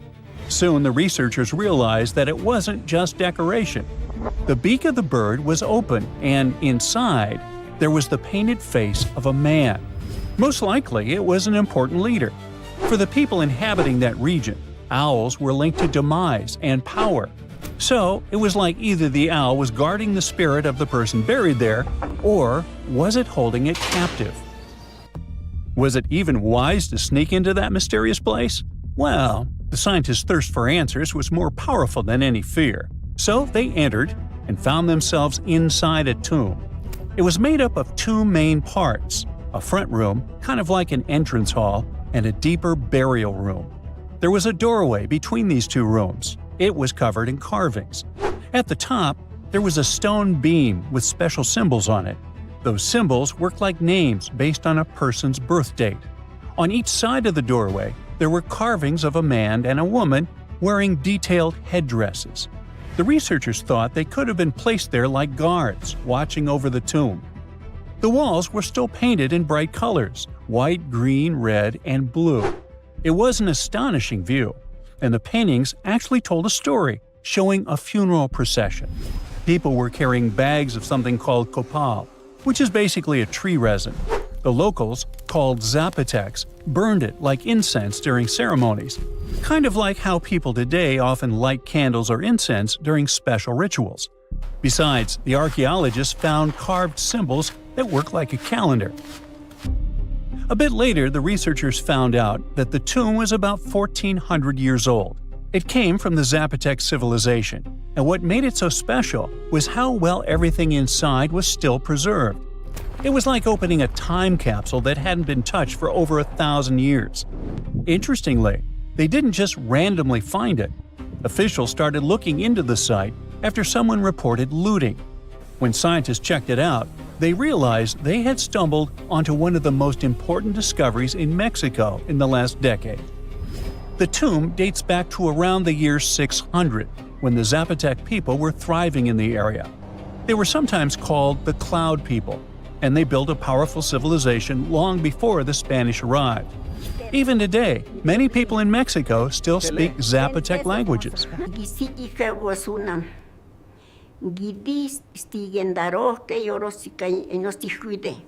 Right now, experts from the National Institute of Anthropology and History are working carefully to protect the tomb and study everything inside. They're looking at things like pottery, symbols, and even a few human bones they found there. One of the most exciting things about this discovery was that many other Zapotec tombs found in the region had already been looted before archaeologists got to them. That means we lost a lot of history. Luckily, this tomb was miraculously mostly intact. Now scientists are focusing on protecting the tomb. They're carefully controlling the air and humidity inside because even small changes can damage it, documenting the artwork, and studying the carvings and symbols. But ancient tombs aren't always hidden deep underground, like in adventure movies. Sometimes you can find them right under a busy city. In 2023, archaeologists made a bizarre discovery on the edge of Chapultepec Park in Mexico City. They found a group of graves that are about 3,500 years old, older than most ancient pyramids in Mexico. There were 10 tombs shaped a bit like upside-down bottles or bells, wide at the bottom and narrower at the top. About half of them had human remains inside, 4 women and 1 man, mostly young adults. These people likely lived in a large village in the area during the early and middle pre-classic periods. That's long before the Aztecs ever existed. One of the archaeologists explained that people had been living in that whole area before a volcano had changed everything. That volcano is the Chile volcano, and when it erupted, it basically buried parts of the landscape under lava. Because of that, the ground where those tombs were stayed sealed and untouched for over 3,000 years. The Chile volcano is what's called an ash cone volcano. Basically, it looks like a classic volcano shape anyone would draw, round at the bottom and rising into a cone. It's about 1,000 feet tall with pretty steep sides, like walking up a hill that tilts about 30 to 40 degrees, which is definitely not an easy climb. Scientists believe Chile erupted sometime between 245 and 315 CE, based on radiocarbon dating. When it blew, it wasn't a small event. It completely changed the landscape. Lava spread out and formed what we now call the Pedregal de San Angel lava fields, covering a huge area south of modern-day Mexico City. Imagine a thick, slow-moving wave of molten rock turning everything in its path into solid stone. One of the biggest victims of this eruption was Cuicuilco, which was once a major and advanced city in Mesoamerica. The lava literally buried it, freezing it in time under layers of rock. After that, the people who lived there had to leave and spread out to other regions. On the bright side, this movement of people, kind of like a forced migration, helped spread their culture across central Mexico. It may even have influenced the development of nearby cities, like Teotihuacan. Sometime later, it became one of the most powerful urban centers in the region. But this story has a twist. Not all scientists agree on the timing. Some think that a series of big eruptions and the destruction of Cuicuilco might have actually started earlier, around the 1st century BCE. So, depending on which history you look at, this disaster either happened a bit later in Roman times or even earlier, back when ancient civilizations in Mexico were still developing. Either way, it was a catastrophic event that reshaped both the land and the lives of the people living there. But let's get back to the tombs. They aren't huge. Most are about 3 to 6.5 feet wide and up to 5 feet tall. Picture something about the size of a small closet or a big storage bin you could crouch inside. Archaeologists call them bell tombs because of that rounded bottle-like shape. This style isn't unique to just one place. We've found similar tombs across different parts of Mexico. It means people must have shared their ideas, like trends spreading between regions today. Another curious thing is that this wasn't a one-time burial site. The team found later burials too, which means people kept coming back to that spot for generations. It was a place that remained important to a community for hundreds of years. Inside the tombs, archaeologists found offerings buried with those who had passed away. There were tools made from deer antlers, a cup, and small female figurines. They were probably personal items or symbolic gifts, similar to how people today might leave flowers or meaningful objects at a grave. All those items have been moved to the National Museum of History for careful study. Experts use them to figure out more about how those people lived. Luckily, this isn't the only discovery in the area. Construction work around Chapultepec Park has been turning up all kinds of history lately. In fact, not long before this, archaeologists even found a 16th century cemetery from less than 100 years after the fall of the Aztec Empire after the Spanish conquest. Ever since Plato wrote about the allegory of Atlantis, humanity has been fascinated with the possibility of the discovery of a thriving underwater civilization. Fancy joining me on a trip to a few historic underwater sites? Let's see what we can find out about ancient civilizations. The first one on our list is what is being called the underwater Stonehenge. Scientists have recently discovered a mysterious pile of cairns that stretch for miles under the shimmering waters of Lake Constance at the borders of Switzerland, Germany, and Austria. Archaeologists began to explore the site back in 2015, and they haven't been able to understand yet what it was actually used for. What they do know is that there is a 12-mile line of 170 human-made stone cairns under Lake Constance. Scientists say this was most likely the result of a combined work of several villages. The cairn site was probably used for some collective purpose. The formations are huge. Some of them are several dozen feet wide. The most amazing discovery so far is that the site dates back to around 5,500 years ago. Now, what were we humans doing back then? We were living in the prime years of the so-called Stone Age. We were beginning to make artifacts from stone and use them to hunt and eat. Can you imagine what a knife and fork might have looked like back in those days? It's no coincidence that scientists call this site the underwater Stonehenge, though. Both sites are believed to have been built around the same period of time. You see, Stonehenge dates back to around 3100 BCE. Both sites carry the distinct characteristic of stone monuments built in a circle. Not to mention the fact that scientists also haven't figured out why on earth our early ancestors would feel the need to build a monument such as Stonehenge. Well, the mystery of Lake Constance hasn't been solved yet. Who were the Neolithic people from this area? And for what purpose did they go through such an amount of work and effort to build this huge stone site?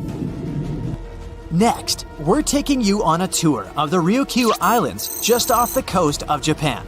You're diving deep down to an archaeological site. But I should warn you, the waters of the Pacific Ocean are far from smooth. It doesn't take long before you see a huge structure, thanks to the sunlight shining down on the seabed. At first, it looks like Machu Picchu's ruins located across the globe in Peru. As you approach the site, you slowly figure out its forms. A pyramid-shaped structure, arches, staircases. It's something that could have easily been a palace or a castle. Could this be a sign of human activity? What you've just seen is known today as the Yonaguni Monument. It also goes by the name of Japan's Atlantis. The entire monument is about the size of 5 soccer fields and the height of a 5-story building. Its most surprising feature is its expanse of terraces. Explorers and scientists believe that Yonaguni might be 10,000 years old. But whether it's a human-made structure or a natural formation is still under debate. For Japan's top marine geologist, Professor Masaki Kimura, Yonaguni is the heritage of a lost civilization. Kimura has dived to the bottom of the ocean to explore the ruins over 100 times over the past 10 years. According to him, there are clear signs of human activity down there. On the monument's surface, there is a triangle-shaped concave that is a historical symbol of water fountains in the region. There's also a giant turtle carved on the eastern side of the structure. And, according to Kimura, turtles have an important cultural meaning. Several pieces of stone tools have been recovered from the site. Their estimated age is around 10,000 years. However, not all scientists support this theory. For many, Yonaguni is the result of thousands of years of erosion. The fact that the monument is composed of one massive rock leads them to believe it's not human-made. The defined edges and flat surfaces resemble a natural formation in Northern Ireland known as the Giant's Causeway. The basalt columns look like the ruins of a palace, but they're actually the result of volcanic activity in the region. Now, you're flying to the coast of Greece, 4 hours away from Athens. More specifically, you're in the Peloponnese Peninsula. You dust off an old snorkel and head for a free dive on a bright sunny day. Sometime into the dive, you start noticing patterns on a seabed. 13 feet below the surface, outlines of familiar objects start to appear, one by one. As you continue swimming, what looks like the outline of an entire city emerges in front of your eyes. Are you wondering how water could have taken the whole city? Rocks are perfectly aligned into what appears to be the foundation of a building. This is Pavlopetri, an ancient city you've probably heard about for the first time. It was discovered by Nicholas Fleming, a British oceanographer, when he was on vacation in Greece. He had heard rumors about Pavlopetri's existence and indeed found several artifacts on the seafloor. He went back to the area a year later with the team. They found a site filled with pots, storage vessels, and tools. A kernstone, for instance, is a tool used for grinding grains and turning them into flour. Multiple amphoras indicate that this settlement dates back to the Bronze Age, 5,500 years ago, when people started living in towns. The settlement is believed to have existed for over 2,400 years. Today, Pavlopetri is considered the oldest submerged town ever discovered, and what's impressive is that it wasn't a simple village. It was a vibrant port city with stone buildings, a marketplace, streets, and even squares. The next stop on our voyage is one of today's most famous underwater cities that has been turned into an archaeological park. The city of Port Royal in Jamaica exists only below the surface, but in 1692 it was one of the wealthiest cities in the Western Hemisphere.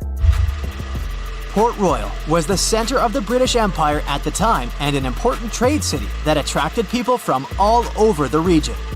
It was also home to real-life pirates of the Caribbean.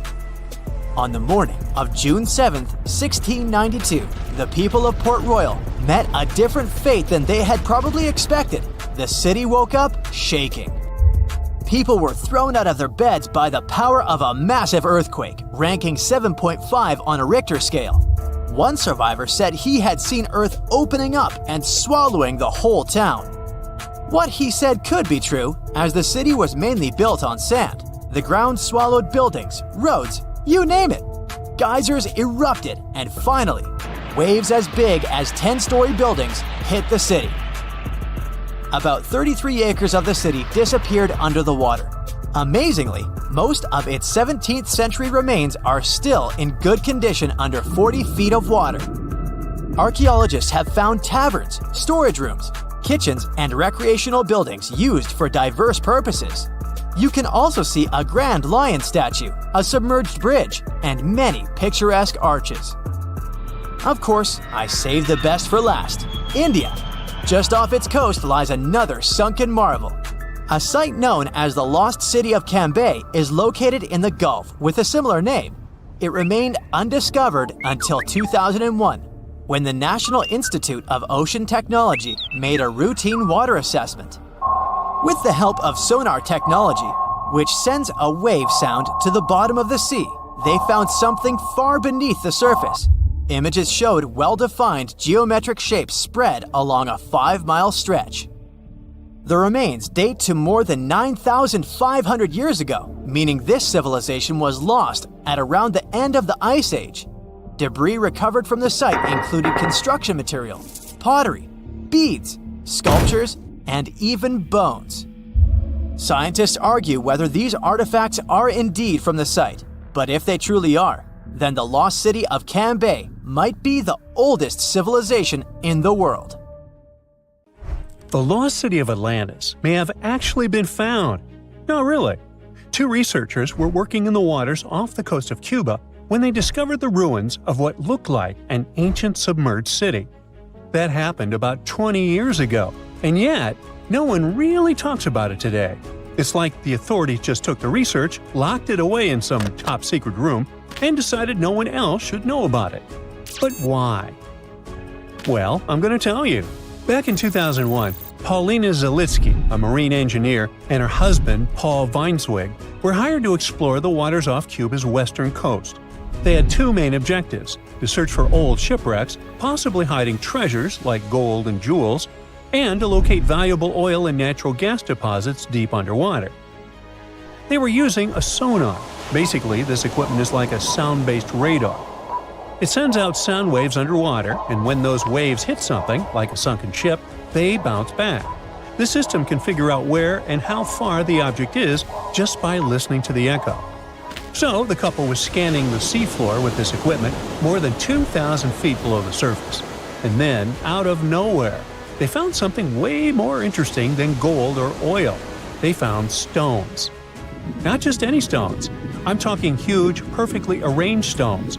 Kind of like a mini version of the pyramid at Chichen Itza. Or even better, like a bunch of tiny submerged Chichen Itzas. Yep, they saw that. Or at least, they think they did. The thing is, sonar doesn't work like a camera. It definitely doesn't record video or take actual pictures underwater. What it does do is create images using sound. And those images are usually just outlines or shapes, kind of like a blurry black and white sketch. It shows you where things are, but not exactly what they look like. And that's exactly what happened back then. The equipment started producing images of these perfectly organized stone structures, and it really looked like some kind of urban development. I mean, the site was just too organized, too symmetrical to be just random rocks. But it sounded too good to be true. I mean, this discovery could totally change everything we know about ancient civilizations on the American continent. So the scientists decided it would be too irresponsible to announce anything without finding more evidence first. And that's why they decided to go back to that same spot. This time they sent down an underwater remotely operated vehicle to actually see what was going on beneath the sea. See? This robot was basically an underwater cameraman. And yep, it confirmed it. There was definitely something strange down there. It looked like an ancient city made of huge, smooth blocks of granite. These rocks were about 8 feet by 10 feet. Some were in pyramid shapes, others were circular. Some seemed to be deliberately cut and then stacked on top of each other, while others appeared isolated from the rest. Together, they looked like they were forming corridors and outlines of rooms. It was like finding large buildings in the middle of an underwater desert. These images were enough for Zalitsky to seal the deal.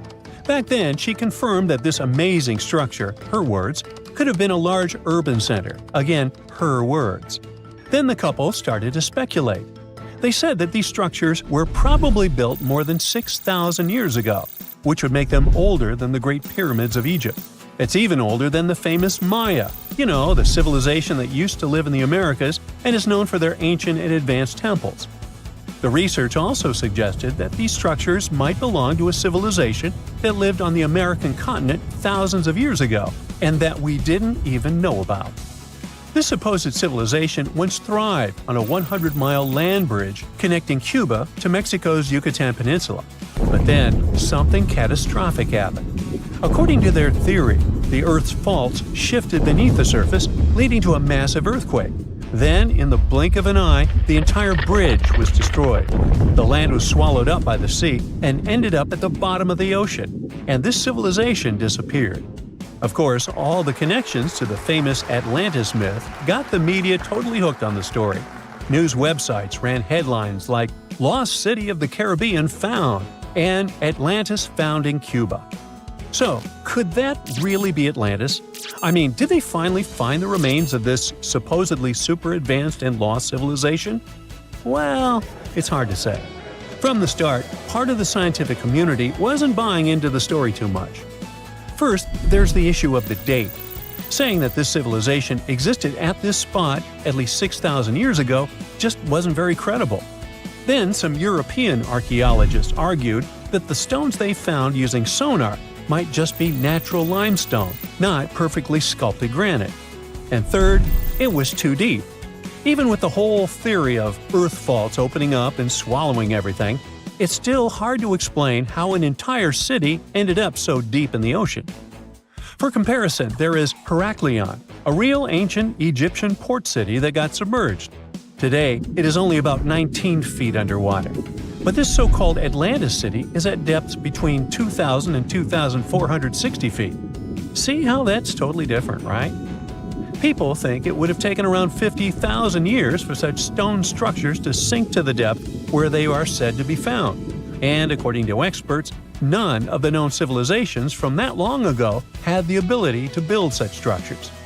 But for Zalitsky, yes, it was possible. She still believed in the fault theory to explain how this land ended up at the bottom of the ocean so fast. Big movements of the Earth's tectonic plates are usually followed by things like volcanoes and earthquakes. So, according to her, it's a powerful event, and the island sinking could have happened really quickly. This earthquake theory could also explain why some of the megaliths on the seafloor look organized while others don't. But to really prove any of this, they needed a specially designed robot to go down there again and take samples of the rocks and sediment. That way, they could figure out how old the rocks were and maybe even find signs of human life, like carvings, sculptures, or artifacts. The problem is, drilling into those structures isn't easy. They look like granite, and drilling granite that deep underwater is seriously tough. And more than anything, they needed money to do it, a lot of it. So maybe they just never got the funding. Because even with all that initial hype, no further explorations or studies were ever reported. And that lack of follow-up sparked a lot of speculation. Some people even wondered if the story got shut down on purpose, like maybe the authorities wanted to keep something top secret. As if this underwater city was built by some kind of higher extraterrestrial being, and they just don't want us to find out. But truth be told, the strongest argument for saying, yeah, that is definitely a lost city, is that nature supposedly couldn't have built something so symmetrical. Geologists did try to find natural explanations, or at least similar examples from other parts of the world, but they came up short. Still, just because we haven't found a clear natural explanation doesn't mean there isn't one. Nature can create some pretty wild and unexpected stuff, so honestly, that whole too perfect to be natural angle is kind of a weak argument. What most likely happened is that experts just weren't convinced it was actually a sunken city, and that's probably why no one followed up on their work. Over time, the buzz faded, the story disappeared, and the site slipped back into silence. And without more data, the true nature of those underwater formations off Cuba's coast is still a mystery. Archaeologists just found the remains of a lost city from thousands of years ago hiding in southeastern Europe.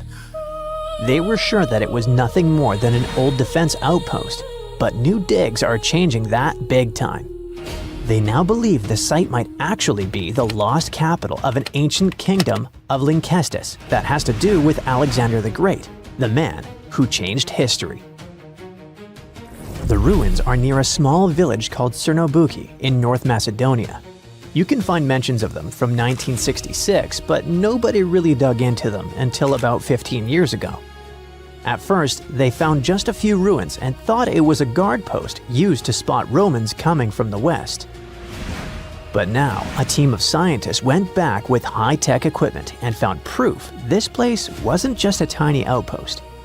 Researchers managed to look under the ground and found that the Acropolis the ruins sit on, which is a flat hilltop, has enough rooms and infrastructure to host a full-on city inside the fortress walls. It covers about 2.8 hectares and around 10,000 people lived here at its peak. Researchers also found a textile workshop and plenty of artifacts, including a coin from the time of Alexander the Great and with his image, axes, game pieces, and an oil lamp, and even a small ceramic with a heart motif. One of the coolest finds is a reusable clay theater ticket, which was unique to North Macedonia. This means there was also most likely a theater here, and it could be in one of the large buildings. Experts used to think that the city was from the time of King Philip V, but now, thanks to the coin and especially the ancient tools and broken pottery that were found, they believe people might have lived there during the Bronze Age. Lynkestis and the rest of Upper Macedonia had some pretty intense weather with freezing, rainy winters, and super hot summers. Life there wasn't easy, and most of the time, it was all about surviving. The people who lived in the area were mostly nomadic herders, and they had to move around depending on the season. They traveled with their flocks of cattle, goats, and sheep, always looking for the best pasture lands. Back then, Macedonia was kind of like the outsider of the Greek world. It was part Greek, but powerful city-states like Athens and Sparta didn't really accept it. Thanks to this position on the edge, Macedonia had the chance to mix Greek traditions with local culture. Eventually, they took over and changed the whole ancient world under kings like Philip II and Alexander the Great. The new discoveries at Cernabuki show us how connected and powerful ancient Macedonia really was, especially since the city sat along trade routes to Constantinople. Big historical figures like Octavian and Agrippa might have passed through the area on their way to clash with Cleopatra and Mark Antony.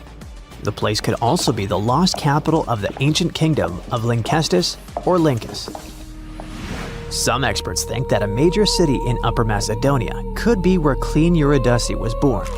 That powerful lady gave birth to Philip II of Macedon, who took over Lynkestis in the 4th century BCE. The kingdom of Macedon became independent, and thanks to it, the son of Philip II, Alexander the Great, later became the king of the Macedonian Empire. That man totally lived up to his name.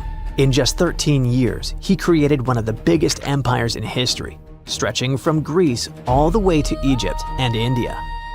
And he managed to do all that before passing away at just 32 years old. Researchers plan to dig deeper into this important site to learn more about the early civilizations of Europe. This incredible discovery was possible thanks to LiDAR. This remote sensing tool helps map things like how tall plants are, how thick forests are, and other details across big areas. LiDAR is an active system, meaning it creates its own energy, in this case light, to scan the ground. A laser fires super fast pulses of light that shoot down to the ground and bounce off things like buildings and tree branches. The LiDAR sensor then catches the reflected light and records it. The system measures how long it takes for the light to go from the laser to the ground and back. This is called the two-way travel time. That time helps figure out the distance the light traveled. Then, using that distance, the system can figure out the exact elevation of different spots. Scientists recently found another lost city using the same technology. This one, called Giangola, was hiding beneath the dense jungles of Mexico for 600 years. All this time, researchers believed there was just an abandoned fortress there. There was no way to go and see until recently, when they used LiDAR and got a 3D model of the area in just 2 hours from a plane. Giangola was built in pre-Columbian times between the years 1350 and 1521. It covered 360 hectares and had over 1,100 buildings, 2.5 miles of defensive walls, and a whole network of internal roads. The city had a well-planned urban layout with temples and ball courts and separate neighborhoods for the elites and commoners. It was a crucially important place for the Zapotec people, a group that had lived in the area since around 600 BCE. In Giangola, families lived together in homes with big patios in the middle, surrounded by rooms. As families grew bigger, they would add more rooms and expand their homes. Since Giangola was surrounded by mountains, the locals tried to use every piece of land on the slopes that was good enough to build a house. They even used natural drainage of the area to have water, and they must have been great at construction, as many of their constructions are still standing today.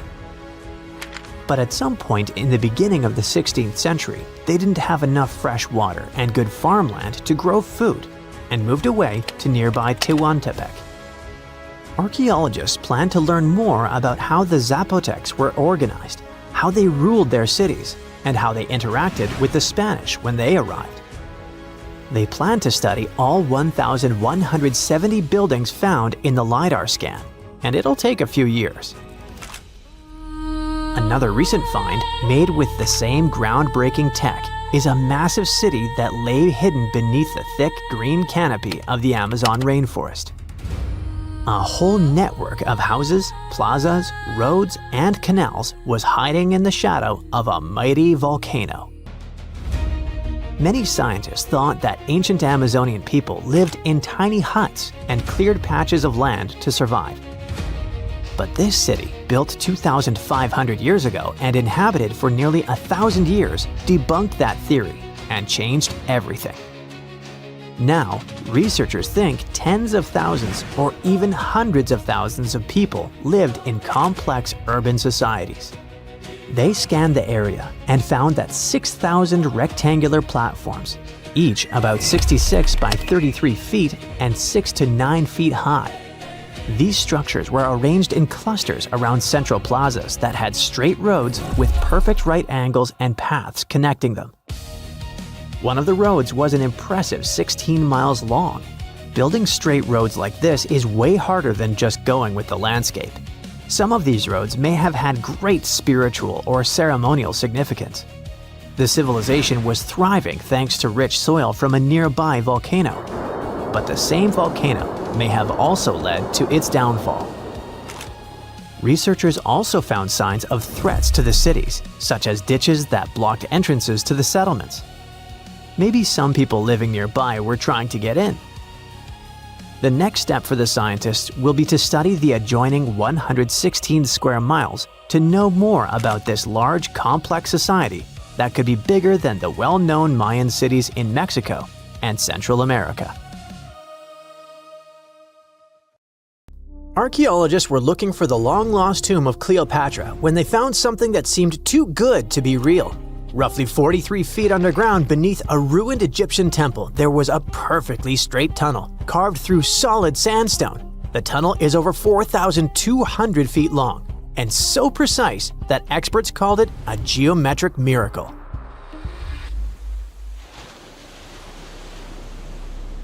The tunnel sits beneath an ancient city west of Alexandria, near Egypt's Mediterranean coast. The team that found it carefully peeled back layers of stone and debris until they hit this passage, about 6.5 feet tall, cut cleanly into bedrock. There were no collapse marks or wandering curves, just precision.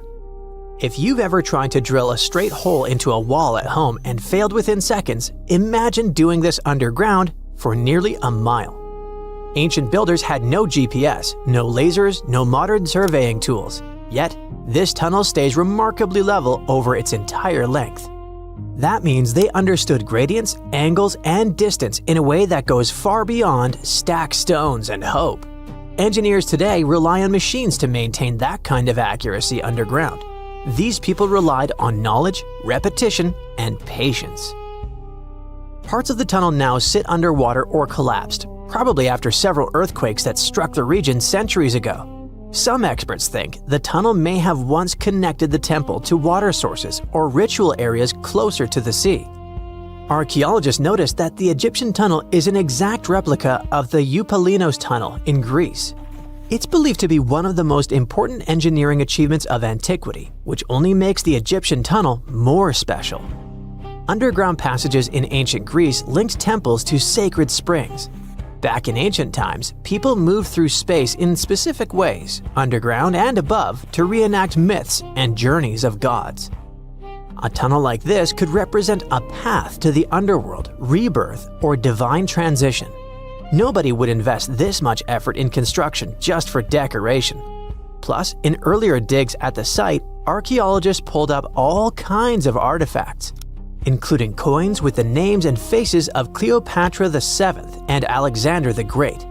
They also found figurines, statues of deities, a mummy with a gold tongue, and even an entire cemetery packed with Greco-Roman style mummies. The perfect geometric tunnel isn't an isolated flex. Not far away, underwater archaeologists off the coast of Alexandria uncovered something that sounds like it belongs in a royal travel documentary. A 2,000-year-old pleasure boat that once glided along the Nile. And this wasn't just another fishing vessel or cargo barge. It likely stretched over 115 feet long and 23 feet wide, and had a decorated cabin, plus around 20 rowers, which turned the river into a moving palace. This isn't speculation pulled out of thin air. An ancient Greek geographer named Strabo wrote about these exact boats around the 1st century BCE. He described lavish vessels used by royalty during festivals and ceremonial outings in Alexandria. For years, historians treated that as a poetic exaggeration. Then, this wreck surfaced, and suddenly, Strabo sounded less like a storyteller and more like a witness. Even ancient art backs it up. The Palestrina mosaic from Italy shows richly decorated boats floating down the Nile. They match both the texts and the physical evidence almost perfectly. Inside the wreck, archaeologists found something small but incredibly human. Graffiti scratched into the wood in Greek. Just writing left behind by someone who stood on that deck 2,000 years ago. Researchers haven't fully decoded the text yet, but its existence alone matters. It tells us this wasn't just a floating symbol of power. People lived on it. It was sort of like a modern luxurious yacht, and the Nile was like a highway. All types of vessels with passengers were moving back and forth, visiting friends, carrying their goods for trade, doing business, and, of course, going on pleasure cruises. The location of the pleasure boat makes the story even better. The boat sat near the temple of Isis on Antirodos, an island that once hosted royal and religious buildings before earthquakes and rising seas erased it from the surface. That temple collapsed around 50 CE, and researchers believe the boat may have sunk during the same disaster. Another recent find that has to do with life on the Nile is the lower part of the massive worship complex about 10 miles southwest of Cairo. It connects directly to an upper temple dedicated to Ra, the Egyptian deity of the sun. The newly excavated part is a 4,500-year-old valley temple. The upper temple sits on higher ground, and archaeologists excavated it years ago. The valley temple is closer to the Nile, and it's connected to the upper part by a causeway. A German Egyptologist actually started excavating part of the temple back in 1901, but the groundwater sat much higher then, and he had to stop. Now, the groundwater level is lower, and a modern team has managed to excavate about half of the valley temple since 2024. Once they got in, archaeologists uncovered the remains of a columned entrance portico. Then they found blocks carved with a calendar of religious events, almost like an ancient public schedule. The text includes feasts for Sokar, a falcon-headed deity linked to Memphis, which was a major capital during the Old Kingdom, plus the festival of Min, a fertility deity, and even the procession of Ra. The calendar blocks all showed up around the entrance portico area, which most definitely means that the outside facade of the temple displayed this long feast calendar publicly. That's why archaeologists think this might be one of the earliest examples of a true public calendar ever found. A literal event list for an entire community, built into the architecture. On top of that, the team found dozens of decorated blocks covered in inscriptions that named a pharaoh who ruled around 2420 to 2389 BCE and had the temple built. This temple shows how people moved through ancient Egypt. Because the upper temple handled the main worship, but the valley temple made the whole place accessible. It acted like the landing area for boats coming in, either directly from the Nile or more likely from one of its side channels.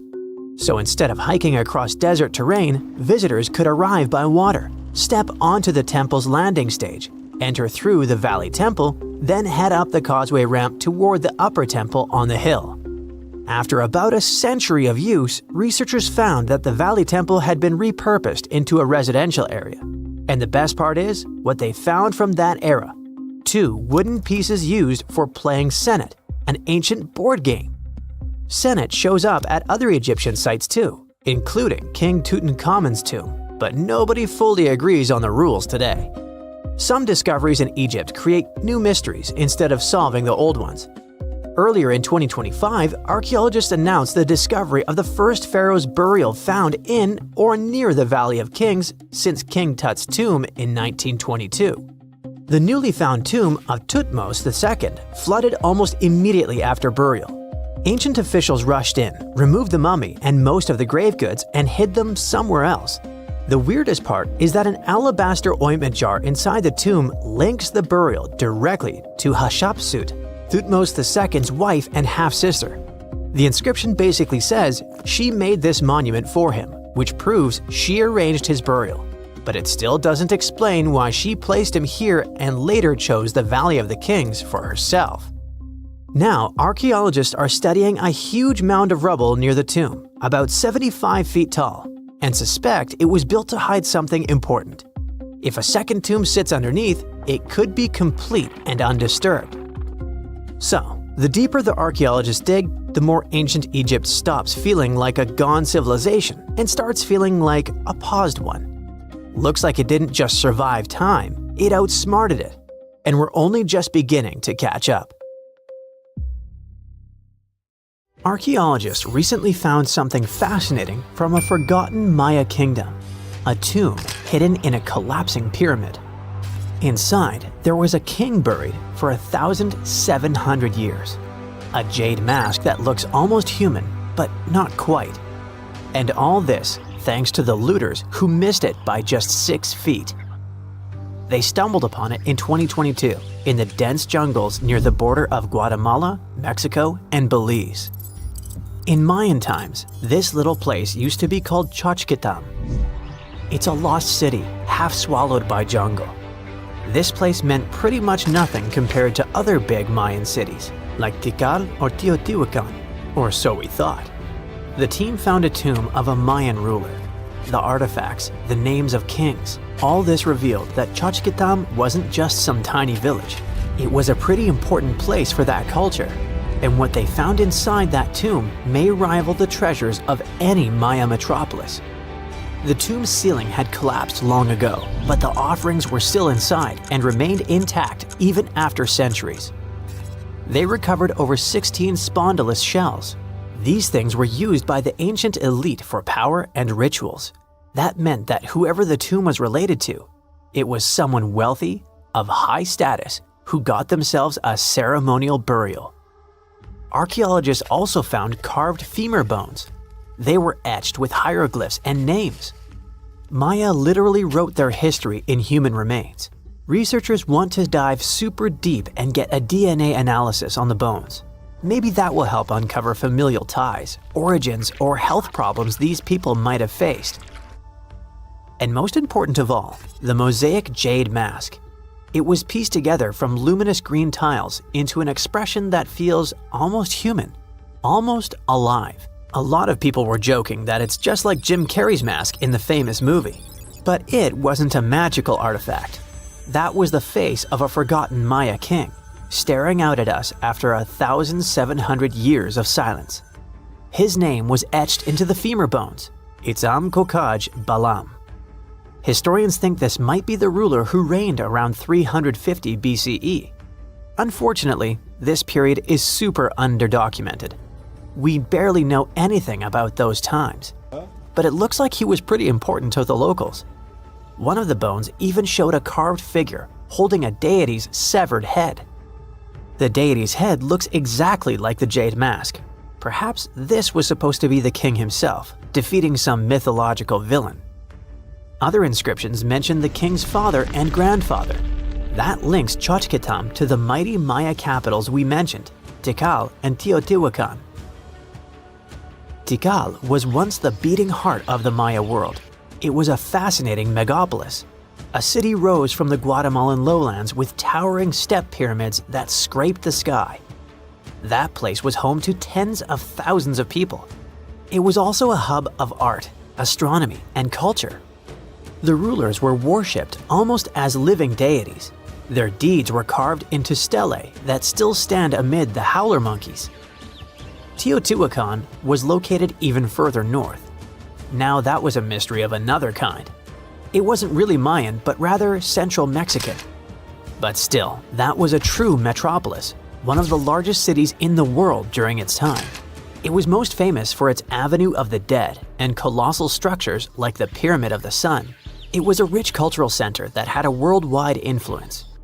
For centuries, both Tikal and Teotihuacan seemed to have completely different cultures. Tikal was a flourishing city-state where people loved reading, astronomy, and beautiful architecture.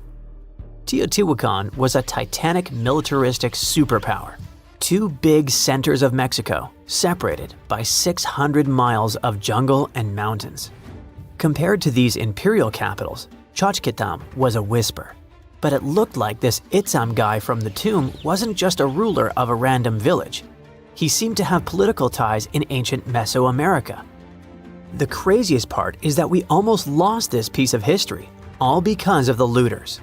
At some point in the past, grave robbers had tunneled dangerously close. They stopped digging just 6.5 feet away from the tomb. That's just like in that meme with the diamonds. Sometimes you stop digging right before you hit it big.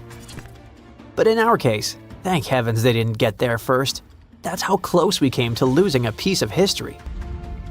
In an almost poetic irony, it was the looters' tunnels themselves that led Estrada Belli's team to the site.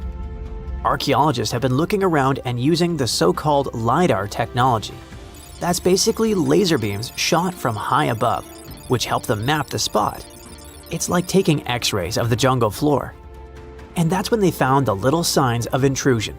They quickly realized that if someone was digging here, they were probably looking for something important. Without the failing looters, they might have walked past a discovery. In any case, archaeologists want to keep searching. They might even find more chambers buried inside the abandoned pyramid. We just keep finding mysterious things related to the Maya. Recently, buried deep within the ruins of Tikal, archaeologists found a house, and in that house, a limestone altar. It was covered in vibrant murals of red, yellow, and black. What's weird is that this build wasn't made by Maya. It was unmistakably Teotihuacan in style. And just like the tomb from before, it was made about 1,700 years ago. The altar was discovered inside a Maya-era residence known as Group 6DX7. It stood 3.5 by 6 feet right in the center of the home. That was very typical for Teotihuacan traditions. It bore a mural of the storm god that was also a central deity in the Teotihuacan pantheon. But this altar depicted no kings and no rulers. That's very weird. As we said, Maya worshipped and honored their dynasties and political power, putting them pretty much everywhere, like some merch. But instead, this altar worshipped the deities alone, and it did so in the heart of Maya's main capital, Tikal. When archaeologists dived deeper, they saw it as unmistakable proof that Teotihuacanos not only came to Tikal, they thrived there. This house wasn't some trade outpost. People actually lived in it. Teotihuacanos built homes, practiced their rituals, and left their deities behind in this city. And Maya seemed to be chill about that. Researchers think this was a home for some elite people from Teotihuacan, or maybe it belonged to Mayans who practiced Teotihuacano culture and deeply respected it. But it might be something darker than a simple, friendly multiculturalism. The two cities weren't in the best relationship. There was some tension, maybe even surveillance. The house and the altar were probably built around 300 to 400 BCE. That was a period when Tikal was rising in power. This might have caught the attention of the mighty empire to the north. It's almost as if Mayans poked the beast. By 400 to 450 BCE, that attention may have become something sinister. The altar could have actually been the symbol of domination. Had the Maya of Tikal truly welcomed their guests, or did they come here and bluntly started building foreign altars in sacred spaces? Did Teotihuacan use this as some kind of soft invasion? In that case, it would make sense for Mayans to destroy that place or vandalize it somehow. Mayans regularly buried their buildings and rebuilt on top of them. But for some reason, this altar remained untouched. Mayans found it and buried it with the surrounding buildings as they were. No vandalism, no destruction, no rebuilding even. Looks like they had some complicated feelings about Teotihuacans. It was a time when cultures clashed, fused, overlapped, and possibly spied on each other. Perhaps one day we'll learn more about what really happened among these ancient civilizations. Meet Hula Male, also known as the City of Hope. This nickname makes total sense since this artificial island is part of the Maldives' big plan to avoid being completely submerged in the near future. Hula Male was created by placing sand from the seafloor onto a submerged coral platform, and it worked. This city sits about 6 feet above sea level, which means it's twice as high as the Maldives' capital, Male. While more and more people are moving there to live, the island was also designed to serve as a temporary evacuation site during dangerous storms and typhoons. Seychelles is another gem in the Indian Ocean that's at risk of disappearing. Unfortunately, coastal flooding is becoming a common issue there, especially during spring tides and heavy rainfall. The problem is that their main island, Mahé, hosts about 90% of the country's population. Along the coast, it's only about 6 feet above sea level. Fiji is the third tropical paradise on our list, and it's also a top pick for travelers. But this nation is in a tough spot, since it's located right in the middle of the Pacific Ocean, where huge storms can really turn things into chaos. Take Cyclone Winston. It hit Fiji back in 2016 and ended up costing them over $1 billion in damage. So one thing they're doing to protect themselves is planting mangroves along the coast and preserving the ones that already exist. These trees are awesome since they help reduce wind speed during cyclone emergencies and also combat erosion by trapping sediments. Egypt might be in trouble too. I mean, it's not like the whole country is going to be underwater and we'll only see the tips of the pyramids in a few years. But things could really change for them as coastal cities are facing a serious risk. Take Alexandria, for instance. 45% of its population already lives below sea level. If the city is flooded, not only will everyone have to move, but Egypt in general will suffer a major impact on its fish production. In Europe, one of the most at-risk populations is in the Netherlands, where about half the people live in areas below sea level. In the future, planning a romantic gesture with tulips for your girlfriend could become an impossible mission. The Netherlands is responsible for 2/3 of the world's tulip production. So if fields are taken over by saltwater, it's game over for the blooms. But the good news is that the Dutch have centuries of experience dealing with water, so knowing how to work with storm barriers and seawalls can prevent them from a doomsday scenario. The risks of rising sea levels probably aren't higher anywhere else than here in Tuvalu. This island chain, located halfway between Australia and Hawaii, could be the first state to become uninhabitable. Its stunning land is only about 9 feet above sea level. And just by looking at it on the map, you can see how narrow it is. In fact, the narrowest part in Fongafale is only about 65 feet wide. So even before higher tides become a real problem, the country's limited farmland could be flooded with saltwater. The next country on our list is the Philippines. This archipelago in Southeast Asia boasts some of the most stunning scenery, but it faces the risk of flooding for 2 reasons. First, due to rising sea levels, and second, because of crazy, unpredictable weather. Since 1990, events like cyclones, earthquakes, and tsunamis have cost the country over $20 billion. Have you ever heard of Vanuatu? This chain of islands, spread out between Australia and Fiji, could be flooded soon. Vanuatu was one of the first Pacific nations to relocate an entire community to a safer spot. Back in 2005, residents living in risky coastal areas of the northern island of Tegua moved to higher ground. Next up, the Marshall Islands, a country located in the Central Pacific. Studies show that 40% of the buildings in the capital city, Majuro, could end up underwater in the future. But this country isn't throwing in the towel just yet. They've got a game plan. They are fortifying the infrastructures of their low-lying airport, relocating key buildings to higher ground and putting up seawalls on rural islands. Heading south, we've got Nauru. This is actually one of the smallest countries in the world, covering just 8.1 square miles. Today, it's home to 10,000 people, but it's on the brink of becoming uninhabitable. Water levels are rising about 3 times faster there than the global average. The Buada Lagoon sparks special concern since it's the only surface freshwater resource, and it's located only 16 feet above sea level. Our next stop in the Pacific Ocean is the Republic of Palau. Rising sea levels are no joke for them either, but protecting their crops, especially taro, is a priority at this moment. About halfway between Hawaii and New Zealand lies Samoa, and this country is dealing with a unique situation. Not only is the volume of water increasing there, but their land is also sinking. You see, a couple of strong earthquakes and tsunamis hit Samoa back in 2009. So as the crust bounces back to its original position, the overall land surface is actually going down. Because of this, their housing and main infrastructure could take a serious hit, especially since all their airports are along the coast. Let's head to Kiribati. This Pacific nation has a big problem with frequent flooding because most of its people and infrastructure are near the coast. Apart from the volcanic island of Banaba, none of Kiribati's land is more than 6.5 feet above the ocean.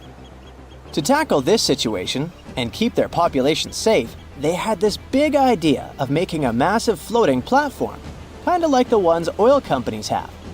But the problem is that it would cost them a fortune, as the project is estimated to be around $2 billion. If visiting Vietnam is on your bucket list, you better hurry up.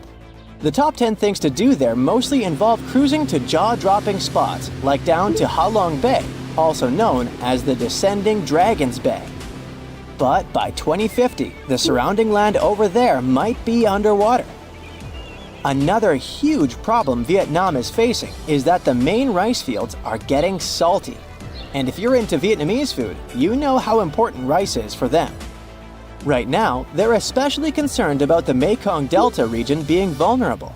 After all, this is a highly fertile area responsible for most of Vietnam's agricultural output, with over 50% of it being, rice. This nation is really putting in the effort to adjust to this new reality. They're flushing the rice fields in the Mekong Delta with fresh water to get rid of the saltiness. Our next stop is in the Caribbean Sea.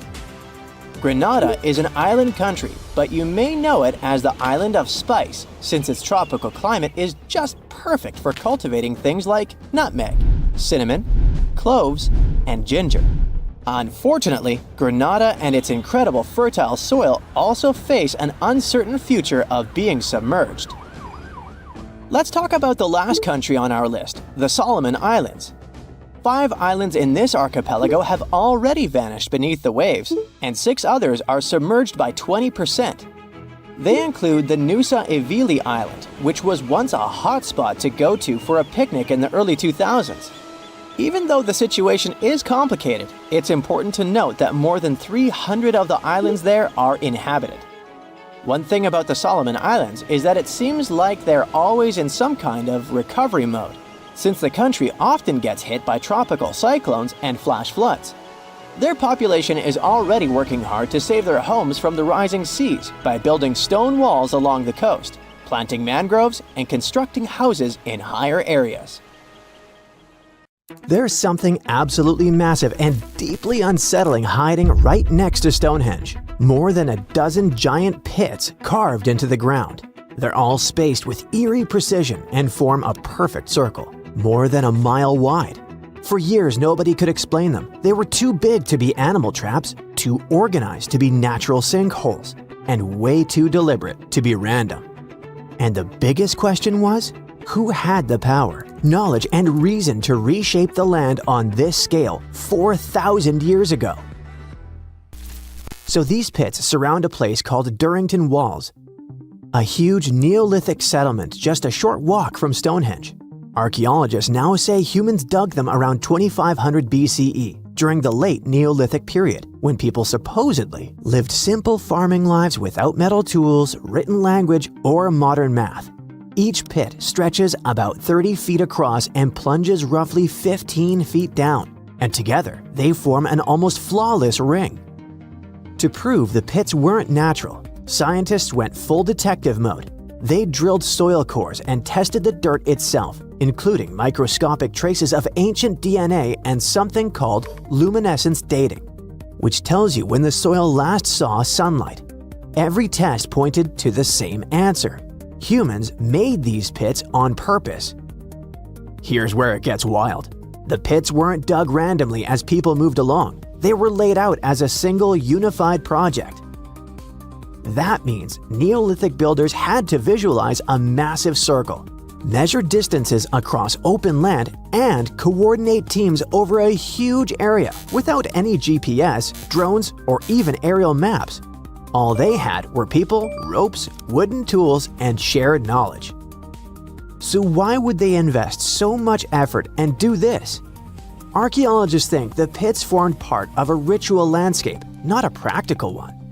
Durrington Walls already looks like a place where people gathered for ceremonies, feasts, and seasonal events. The pit circle may have marked a sacred boundary. It could have separated ordinary land from a spiritually charged space. Some researchers think the pits symbolized a border between the world of the living and the underworld. The scale of the structure is pretty impressive. It may be one of the largest prehistoric monuments ever built in Britain, even bigger than Stonehenge itself when you look at the total area. And unlike Stonehenge's towering rocks, this monument stayed invisible for thousands of years, quietly hiding under the grass. Generations walked over it without knowing they were standing inside a gigantic ancient design. For a long time, we underestimated ancient people. We imagined them reacting to nature instead of shaping it. But discoveries like this keep proving that wrong.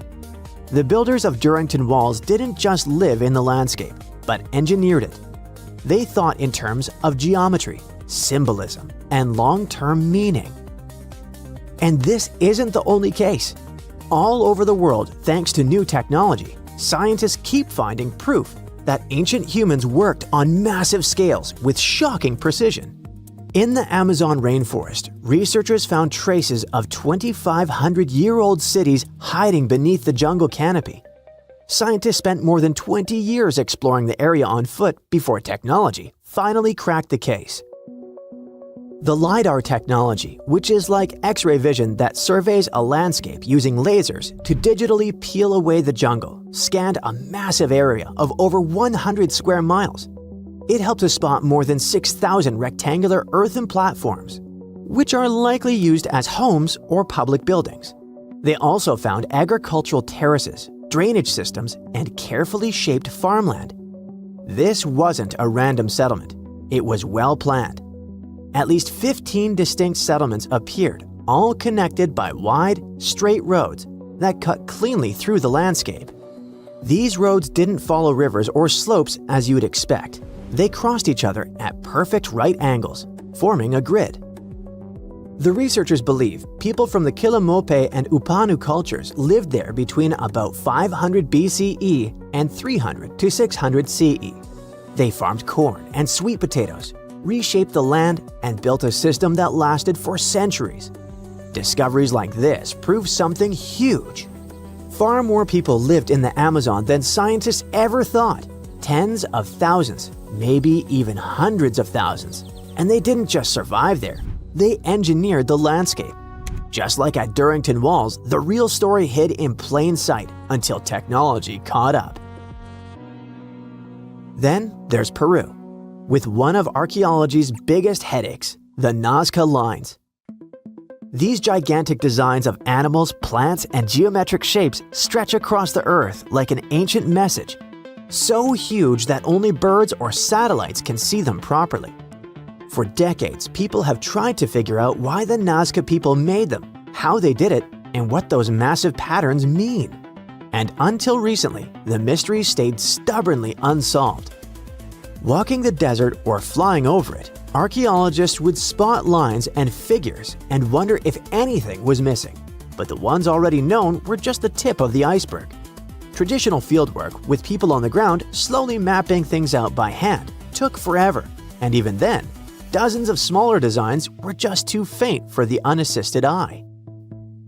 So, instead of scanning the desert on foot, researchers taught artificial intelligence how to see patterns in aerial and drone imagery. They fed terabytes of pictures into trained models, and AI began flagging shapes, curves, and ancient outlines that had been hiding for centuries. In just about 6 months, it identified 303 previously unknown geoglyphs in the Nazca Desert. It almost doubled the number of figures we knew before and showed entire classes of designs.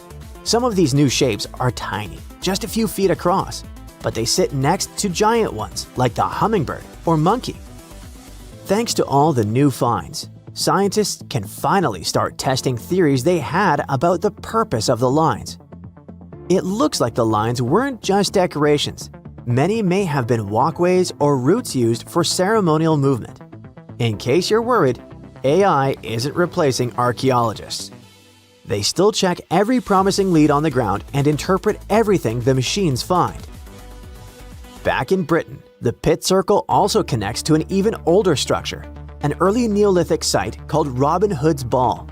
Because it stood so far from the famous stones, it felt like a side character. But it turns out Robin Hood's Ball is from around 3600 BCE, which makes it about 500 years older than Stonehenge itself.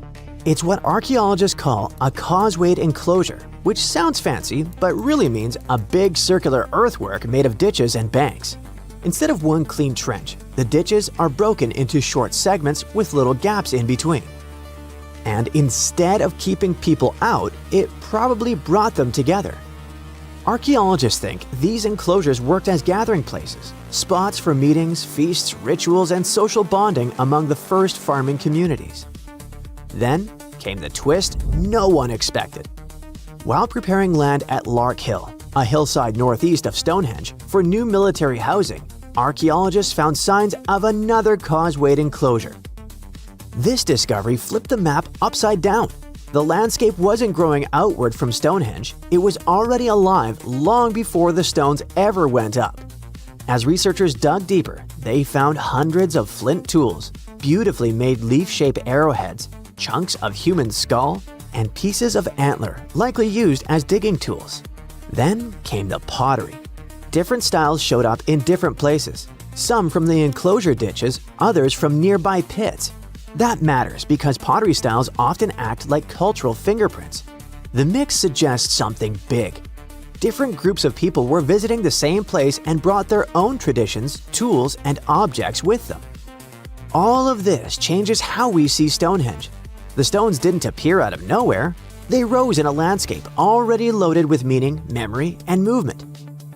Every new discovery like the ones near Stonehenge, in the Amazon jungle and Peru, forces archaeologists to rewrite textbooks and the whole world to rethink the idea of progress.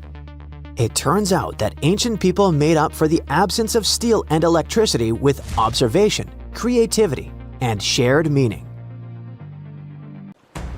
Waves are crashing higher than ever before, about to swallow one of the world's most mysterious islands. By 2080, rising seas could crash all the way up to Ahu Tongariki. It's the famous ceremonial platform on Rapa Nui, aka Easter Island. Unfortunately, that's not just a guess. Researchers at the University of Hawaii at Manoa have already run the numbers and shared their findings in the Journal of Cultural Heritage. Their study shows that up to 51 other cultural landmarks, including the iconic Moai statues, could face flooding. But before we get to all that drama, let's learn more about Rapa Nui itself. This is the original name of Easter Island. People from Polynesia settled there way back, around 300 CE. Once they made themselves comfortable, they started creating their own wild and creative culture. Between the 10th and 16th centuries, they built massive ceremonial platforms called ahu and huge statues called moai, made to honor ancestors. Those giant figures still stand today, giving the island a mysterious vibe.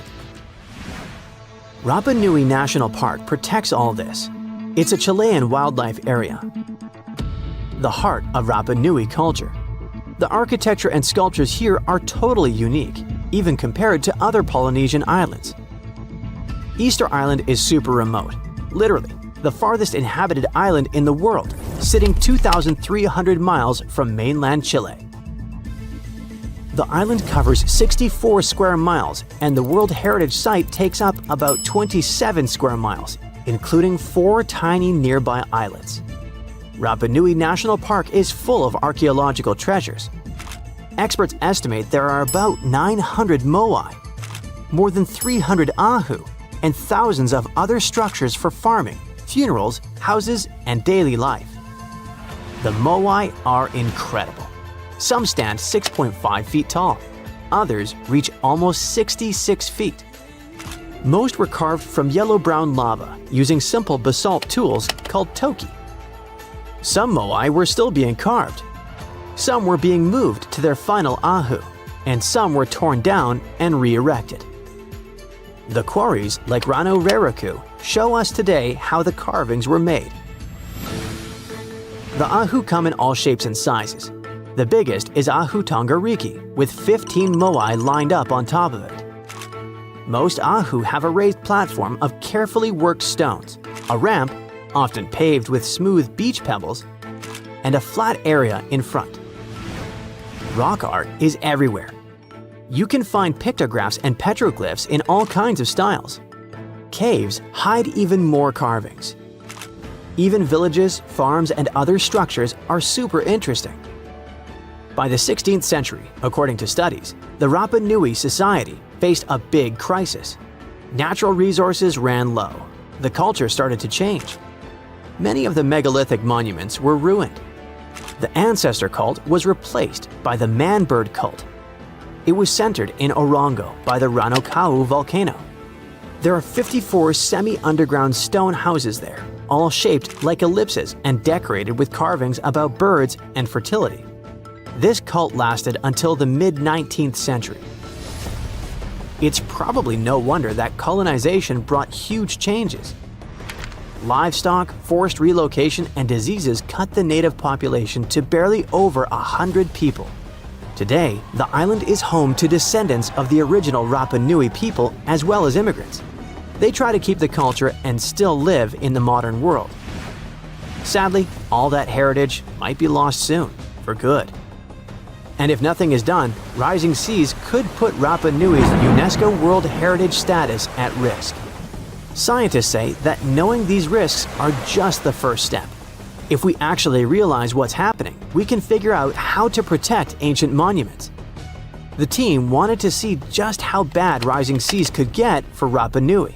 So, they built a digital twin of the island and ran insanely detailed computer models to track waves along the shore. Then they stacked those flood maps on top of data about all the cultural landmarks which they got thanks to local partners. They wanted to see which ones would get hit first. The results were pretty intense.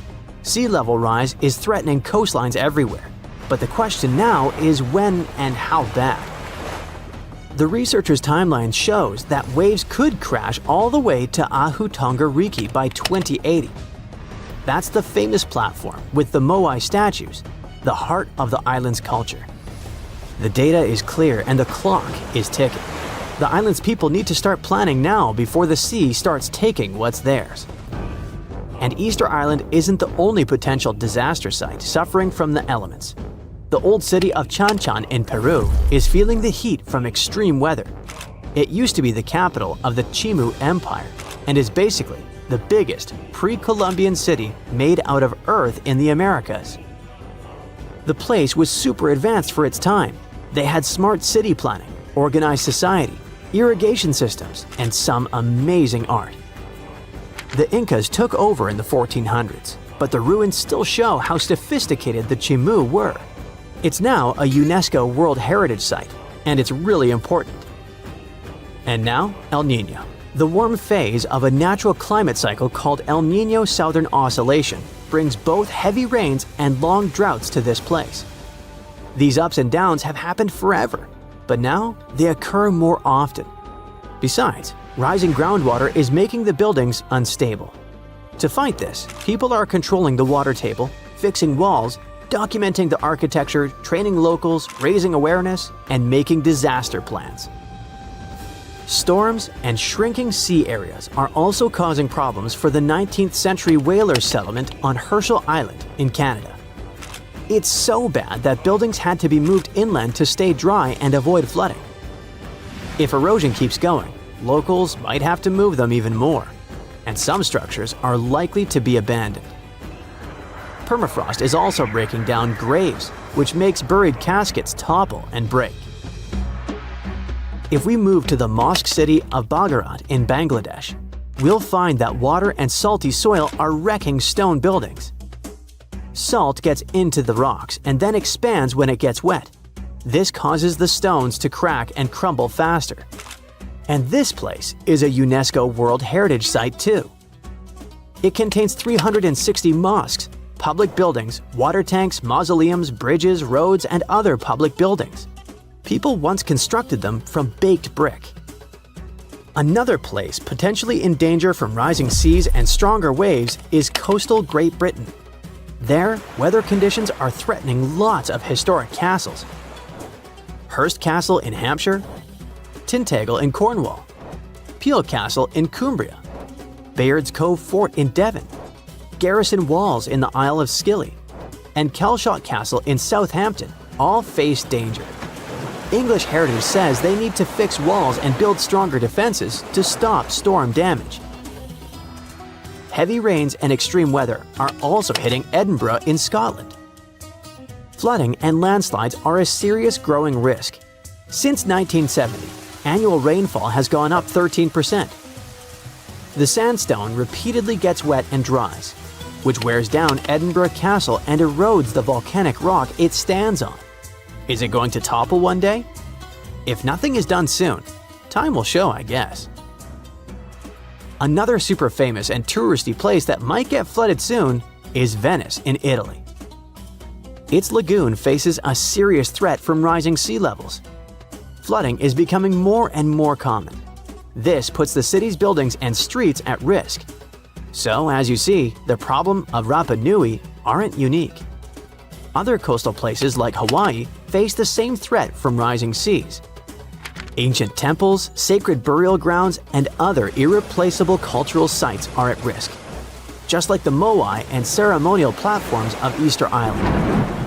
The rising waters don't just threaten buildings, they put the history, traditions, and identity of entire communities in danger. Researchers are using data on coastal flooding to predict what could happen to Rapa Nui and other historical spots. They're mapping the risks, studying how seas will rise, and searching for ways to protect those precious places. The clock is ticking, and without action, some of the most sacred and ancient sites could be lost forever. There are countless doors all over the world that haven't been opened for decades, and even centuries. The question is why? It seems that nowadays you can open any door you want. The truth is that some doors were sealed for a grave reason. And so far, nobody has found out what treasures and mysteries they hide. Here are 4 doors that keep their secrets all too well. The Taj Mahal. First up, we've got the Taj Mahal in India, one of the most romantic places in the world. Shah Jahan commissioned it in 1631 and dedicated it to his 3rd wife, who he loved like crazy. They were married for 19 years and had a whopping 14 kids together. But unfortunately, she passed away while giving birth to their last baby. Shah Jahan was heartbroken and decided to build an epic tomb to remember her by. The construction took a whopping 20 years to finish. The building has quite an interesting layout. The design is super unusual with these 4 massive 130-foot tall minarets that stand on the corners of a huge platform. They're not just there for looks. Back in the 17th century, architects were having some serious issues with buildings collapsing under their own weight. So the chief architect of the Taj Mahal made sure to place those minarets as far away from the tomb as possible. And he even tilted them in a way so that if they did fall, they wouldn't wreck the rest of the Taj Mahal. Talk about planning ahead. The Taj Mahal is hiding some crazy secrets. There are sealed rooms all over the place that nobody is allowed to enter. And if you check out photos of the building from the riverside, you can spot 2 basements. But guess what? They're sealed up too. Nobody knows what's inside or why they've been locked up since the time of Shah Jahan. Apparently, there's a good reason why those rooms are off limits. Some researchers think that they were built using marble, which turns into a different substance called calcium carbonate if it's exposed to carbon dioxide. And when that happens, little bits of marble start chipping off like crazy. To make matters worse, there's no air flowing into these rooms. That means that if too much CO2 builds up in the basement, the 4 minarets could collapse. But wait, there's more. Some people think that the body of Shah Jahan's wife can be found in one of these sealed-up rooms in pristine condition. Why not? Who knows what the mysterious rooms might keep? The Great Sphinx of Giza. The Great Sphinx of Giza is shrouded in mystery. It's not just the largest monolith statue in the world, but it's also a hybrid creature with a woman's head and a lion's body that originates from Egyptian and Greek mythology. It's also very ancient. It's estimated to be around 4,500 years old. The construction of this marvel took about 3 years and required 100 workers who were not slaves and were treated with delicacies like sheep and goat meat. It is also thought that it used to be much more massive than it is now. Archaeologists found huge stone blocks and abandoned toolkits near the site. However, the real secrets of the Sphinx lie underground, near its paws. A group of scientists used a seismograph to detect 2 hidden chambers beneath the Sphinx's paws. Some people think that these rooms might be the legendary Hall of Records, which holds ancient scrolls revealing the secrets of the universe. I mean, that's way cooler than any library I've ever been to. Rumor has it that the Egyptians even had info on Atlantis stashed down there, which is like a super old version of a conspiracy theory. Unfortunately, we can't go on an adventure to check it out just yet. The chambers presumably have 2 entrances, but both remain sealed. The researchers haven't yet received the green light to check out their theory. Let's hope they won't keep us in suspense forever. Sri Padmanabhaswamy Temple. This temple is located in the beautiful state of Kerala in India.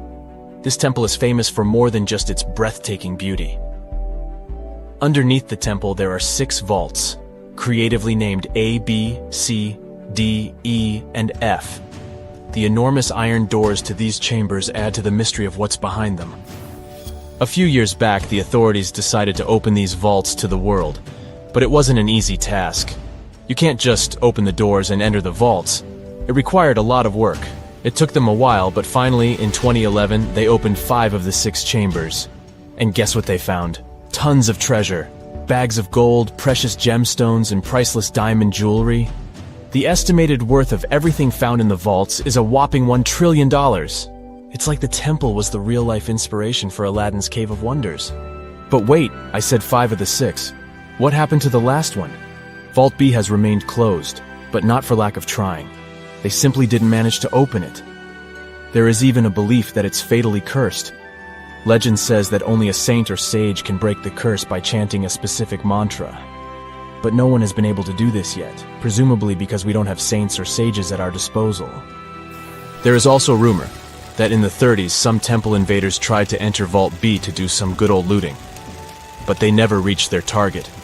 Apparently terrible snakes materialized out of nowhere and chased the gang away. But of course, this is just an urban legend, and there is not proof of that. However, it is said that the Auditor General dealing with the temple claimed that Vault B had been opened at least 7 times since 1990, and nothing bad happened to anyone who entered. Who knows? Maybe we should send Indiana Jones to check it out. The First Emperor's Tomb. Deep under a hill, completely undisturbed and surrounded by dangerous traps, lies an ancient 2,000-year-old tomb. It belongs to Qin Shi Huang, the first emperor of China. He was born in the Qin state and became king when he was just a boy. But when he grew up and gained full power, he united the warring states ancient China was divided into by conquering them. After that, he created the Qin dynasty. When he died in 210 BCE, they buried him deep underground in a massive tomb. And when I say massive, I mean massive! Back in 1974, some farmers in Xi'an, China, stumbled upon something strange while digging a well, a huge terracotta soldier. This discovery led to an extensive archaeological dig that has continued for over 40 years, revealing a collection of thousands of clay soldiers. The unique thing about these soldiers is that each one has its own unique features, from hairstyles to facial expressions. It's believed that there could be up to 8,000 of these soldiers, but only 2,000 have been found so far. Interestingly, the central tomb, which is believed to be the resting place of the emperor, is still untouched. In ancient records, there are references to a vast underground city that the emperor built, complete with scenic towers, palaces, and whatnot. Sima Qian, a Han Dynasty historian, wrote that the tomb was adorned with treasures and had space for hundreds of officials, but the lack of technology to properly examine the site is what's holding things up. Qin Shi Huang was surrounded by liquid mercury in his tomb, with two of the streams representing the major rivers of China, Yellow River and Yangtze. The ancient Chinese believed that mercury could provide immortality, but it could have also caused the emperor's death since he regularly took mercury pills to prolong his life. The dangerous levels of mercury contamination in the soil near the tomb are the main reason why scientists are reluctant to explore it. It could be very dangerous both for people and for the environment. Now, if I had to choose which door to open, I'd probably go for the one that doesn't lead to a tomb surrounded by poisonous mercury. Call me crazy, but I'd like to avoid any potential health hazards. It started as a routine cleaning to scoop some mud off the coast of Indonesia, but turned into a discovery of remnants of a lost, submerged, Ice Age landmass. Archaeologists found more than 6,000 fossil fragments, and among them, 140,000-year-old Homo erectus remains. This find made scientists rethink how early humans lived, moved, and interacted in Southeast Asia.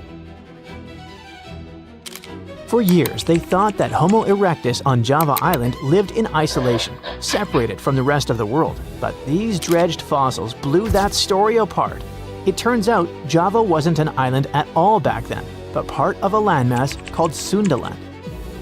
So, Southeast Asia stretched out like someone had drained the ocean, connecting Indonesia, Malaysia, Borneo, Thailand, and Vietnam into one gigantic landscape. Today's islands of Java, Sumatra, Borneo, and Bali were connected by river systems that probably looked like the Amazon, by forests where giant animals roamed, and by coastal plains that would later sink beneath the ocean when temperatures went up. And Homo erectus were not stuck. They were thriving in what honestly sounds like prehistoric bliss. Yep, it was nothing like we normally imagine Ice Age, a sort of frozen wasteland. Sea levels dropped more than 400 feet because so much water froze into glaciers. When all that water got locked up in ice, whole sections of the ocean floor popped out of the water like stepping stones. Suddenly, early humans didn't need boats. They could literally walk from what's now mainland Southeast Asia all the way to places that are islands today. They could do it while exploring and chasing herds across open land. It was sort of like a giant prehistoric highway system. That giant highway matters because it completely rewrites how early humans moved around. Instead of being trapped, Homo erectus had a whole continent to roam. They followed rivers, crossed valleys, and adapted to different environments the same way you learn shortcuts to the office or find new routes to your favorite coffee shop. And because everything was connected, animals wandered freely too. Tigers, elephants, supersized cows, and turtles the size of small cars. People followed these big animals. This among the fossils pulled from the Madura Strait, such as cut-marked turtle shells and cracked open bovid bones. When you see precise cut marks on bone, it means someone was deliberately carving meat off the bone with tools they made themselves. And cracked bones mean they were taking out marrow, which was like prehistoric energy gel, rich, fatty, and perfect when you need calories to survive. That's a level of planning and skill scientists didn't expect from Homo erectus. It pushes Homo erectus closer to species like early Homo sapiens and Denisovans when it comes to behavior. It means they weren't just surviving on scraps, they were actively pursuing animals, processing, and maybe even sharing food the same way later humans did. So if you imagine them as slow, hunched cavemen, forget that. These people were sharp. The techniques they use to process food look eerily similar to those used by other hominins. Not just Homo erectus, we're talking Homo floresiensis, Denisovans, and early Homo sapiens. That opens the door to the possibility that these groups didn't just exist side by side. They might have interacted. Maybe they traded ideas and copied techniques. Or maybe they even interbred or shared territories. All this makes Southeast Asia look not like a series of isolated islands, but like a buzzing human ecosystem, a place where different human species crossed paths. And here's the heartbreaking part. Everything we know about this place, everything humans built, lost, and discovered there, is all underwater now. When the Ice Age ended, glaciers melted like forgotten ice cream cones on a hot sidewalk. Sea levels rose. Slowly, then quickly, rivers flooded, coastlines vanished, entire human landscapes disappeared beneath the waves. Sundaland drowned over thousands of years, and the people who lived there either adapted or moved to higher ground. Archaeologists now try to interpret what these people did, how they lived, and how many human species walked that land. Every time they pull together bone or artifact from the seabed, we get one step closer to rewriting everything we thought we knew about early human migration. And the new discovery could mean that Southeast Asia may have been just as important to human evolution as Africa, the Middle East, or Europe. Looks like Sundaland wasn't a side quest, but a real mixing zone, a place where humanity experimented, adapted, learned, and evolved. Unexpected finds like this one in Indonesia keep popping up around the world and surprising scientists. Farmers in China were hoping to scoop up bat droppings for natural fertilizers inside a narrow limestone cave. But instead, they spotted pieces of fossilized bone that looked suspiciously like parts of a human skull. This skull turned out to be ridiculously old, around 300,000 years old. Scientists eventually named the fossil Maba 1. The discovery happened way back in 1958, but ever since then, nobody could agree on which ancient human species this skull belonged to. During the late Middle Pleistocene, the world was basically a crowded highway of different ancient human species wandering around. Or just maybe, Maba 1 came from a species we've never met before. The big issue was that researchers only found part of the skull, no jaw, no other bones. So it was like trying to solve a giant puzzle with half the pieces missing. For ages, scientists guessed it might be Neanderthal. But now they've used micro-CT scanning, which is like an X-ray superpower that lets you peek inside fossils without breaking them. That's when they noticed weird tube-like structures connecting parts of the brain case, something Neanderthals basically never had. The inside shape of the skull looked way more like Homo erectus, a much older human species. But even that wasn't a perfect match. The skull's size and shape were closer to modern humans and Neanderthals, and it showed traits Homo erectus usually didn't have. For example, it had a shorter forehead area and a thickened bregma, the meeting point between two skull bones. Maba 1 also had a strange dent on the forehead, almost like a bruise frozen in time. Whatever caused it, maybe a fall, maybe anemia, it happened while the person was alive. But there was no sign of infection, so that individual probably healed and kept living after whatever hit them. So Maba 1 doesn't match any known species perfectly, but it shares features with several and has a similar mystery fossil vibe as others found across Africa. In 1976, a famous paleontologist and her team found another human-like skull in Tanzania. That skull had features that looked surprisingly similar to Homo sapiens, even though it was unbelievably old. Scientists think it may be one of the earliest examples of our species ever discovered. That means this skull could help solve one of science's biggest questions. When exactly did Homo sapiens first show up? The sediment layer where that skull was found goes all the way back to the Middle Pleistocene. That's way earlier than what old textbooks used to claim about when modern humans appeared. And then there's a skull that turned up in Zambia's Broken Hill ore mine. Miners literally stumbled on it, plus a few other bones, completely by accident. Scientists started calling it Rhodesian Man, and at first, everyone thought it might be the big missing link between Homo erectus and Homo sapiens. But with newer research tools and better dating methods, they discovered it's around 299,000 years old and probably belonged to someone from the species Homo heidelbergensis. Every new fossil acts like a missing puzzle piece on the giant chaotic story of human evolution. Each one helps scientists connect species that once seemed unrelated, redraw family trees, and rewrite chapters of our past we didn't even know were wrong. Darkness comes right at noon. What is it?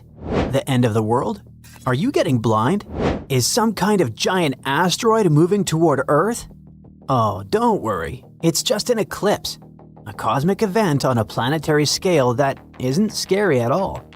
It's a moment when the moon passes in front of the sun and the planet plunges into darkness for a short time. When this happens, we're not surprised, as scientists usually report on an eclipse several months in advance. With the help of astronomical calculations and mathematical models, they predict the positions of the sun and moon for many, many years ahead. But what happened to people in the past? 100? 500? 1,000 years ago? A farmer goes to work in the field and suddenly the whole area is plunged into darkness. He knows it's morning, but what's happening? Or sailors who travel the seas and oceans and suddenly notice that the horizon and the sky are getting too dark, as if someone had switched off the light. Imagine the primal horror they felt. But in reality, people didn't panic. Even before the invention of computers, giant telescopes, and satellites, people could predict the time of an eclipse in advance. How did they do it? People in the past were much smarter than some of us think. Let's see how they performed astronomical calculations using the example of the Maya civilization and their famous eclipse calendar. So in case you didn't know, the Maya are an indigenous people of Mesoamerica who lived in southern Mexico, northern Belize, and Guatemala. By the way, the word lived is not very fitting. These people are still alive. At the beginning of the 21st century, more than 5 million people spoke 30 Maya languages. Before the Spanish conquest, this civilization was one of the most advanced and complex in the world. The first Maya people appeared here as early as 1500 BCE. By 200 CE, the Maya had already built entire cities with pyramids, courtyards, temples, and infrastructure. The Maya were known for their calendars and astronomical predictions. Many of you have probably heard of the Mayan calendar, whose chronology ended in 2012, so a lot of people thought the apocalypse would start that year. Fortunately, nothing happened. Another Maya invention was the eclipse calendar, which helped these people predict eclipses. For a long time, scientists couldn't figure out how this calendar worked, but now they finally have the answer. It all began with the Dresden Codex, a book from the 11th or 12th century. It has 78 pages made of bark paper and contains knowledge about astronomy, astrology, the seasons, and medicine. It was one of the few books that remained intact after the Spanish conquest of Maya territory. The dates of eclipses used to be very important to people. But why? Did they want to take a day off on that day and have parties? Something like that. Only those parties were scary, dark, ancient rituals. And there was definitely nothing funny about them. The Maya assumed that the moment when the light of the sun was obscured by the moon was some kind of sign from the mythological creatures they worshipped. It was dark in the middle of the day, and the Maya used this time for their sinister rituals. They hoped these actions would please the deities, bringing good harvests, protection from enemies, renewal of nature, or other blessings. We won't go into details. The only important thing is that the Maya wanted to know the dates of the eclipses to prepare for the rituals in advance. For this purpose, they created the eclipse calendar. One of the tables in the Dresden Codex shows 405 lunar months. One such month equals one full orbit of the moon around the Earth, which is about 29 days. The Maya priests used these calculations to predict eclipses for about 700 years ahead. With the help of this calendar, they knew the day of the eclipse. However, modern scientists could not understand how the Maya used this thing. But recently, they found the answer. So, the Maya observed the moon and the sun every day. By observing how the moon moves across the sky, they figured out that it takes about 29 days to pass from one new moon to the next. Then, the Maya noticed that sometimes the moon blocked the sun, and those eclipses didn't occur at random, but in certain cycles. They created a large calendar with numbered lunar months, 1 month, 2 months, 3 months, and so on up to 405 months. During some months, the moon completely blocked the sun, and during others, only partially. The Maya noted exactly which days these eclipses happened. They recorded the moon's position for 405 months. With these notes, they could predict where the moon would be for the next 405 months, and then the next, repeating for hundreds of years. In simple words, they started the calendar anew after passing this deadline. At least, that's what modern scientists thought, but it was a mistake. The moon doesn't orbit the Earth in exactly the same time every month. Some months it takes a little longer, some months a little shorter, just a few hours more or less than the last orbit. Of course, such changes in the schedule were insignificant, but there were many of them, and this made the calendar incorrect. Imagine that you're only a minute late for a meeting with your friends. It's okay. But if you've been running late for 3 months, then you've already got about a 90-minute delay. On the Mayan calendar, which showed 405 months, there were many more of those extra hours. If the Maya always used the last number from one table to start the next one, their eclipse predictions would slowly become wrong. The mistakes would grow bigger each time they reset the table. Instead, the Maya probably began a new table at the 358th month of the old one. In this case, their predictions for when the sun and moon line up would only be about 2 hours and 20 minutes too early, which is very accurate for that time. If we compare the ancient table with what we know today about eclipse cycles, we'll find that this method would let the Maya correctly predict every solar eclipse seen in their lands between 350 and 1150 CE. These small corrections kept the table working well for a very long time. Scientists are sure that with these updates, the table would stay accurate for centuries, with mistakes of less than 51 minutes over 134 years. This shows how advanced Maya math was. It also reveals how deeply the Maya connected their lives and beliefs to the movements of the sun, moon, and stars. We do a similar thing when we have a leap year. February usually has 28 days, but every 4 years it gets an extra day, making 29. Earth goes around the sun not in exactly 1 year, as we usually think, but in 1 year plus about 6 extra hours. Because these extra hours add up over time, after a few years, they become a whole extra day. To keep our calendar correct, we add this extra day to the end of February. This day is called Leap Day. This leads to small time errors, so we consider them in a leap year. The Maya did about the same thing with the eclipse calendar. But how did they choose the reference points for their astronomical calculations? We don't know. They did it without computers, telescopes, or other modern technology. They were just very good at observing nature. By the way, a similar system of cycles made people believe that the end of the world would happen in 2012. The Maya created a calendar that began in 3144 BCE and ended on December 21st, 2012. The Maya saw this as the date of ending the old cycle and starting a new one. But our modern culture has turned this point into the end of the world. In addition to calendars, the Maya built unique architectural structures. They invented one of the most advanced writing systems. They were also big fans of liquid chocolate. They grew cocoa trees, then plucked the beans, dried, ground, and mixed these crushed beans with water. They warmed it up and got a frothy and very bitter drink. To make it sweeter, they added honey to it. But they could also throw chili peppers and other spices in there.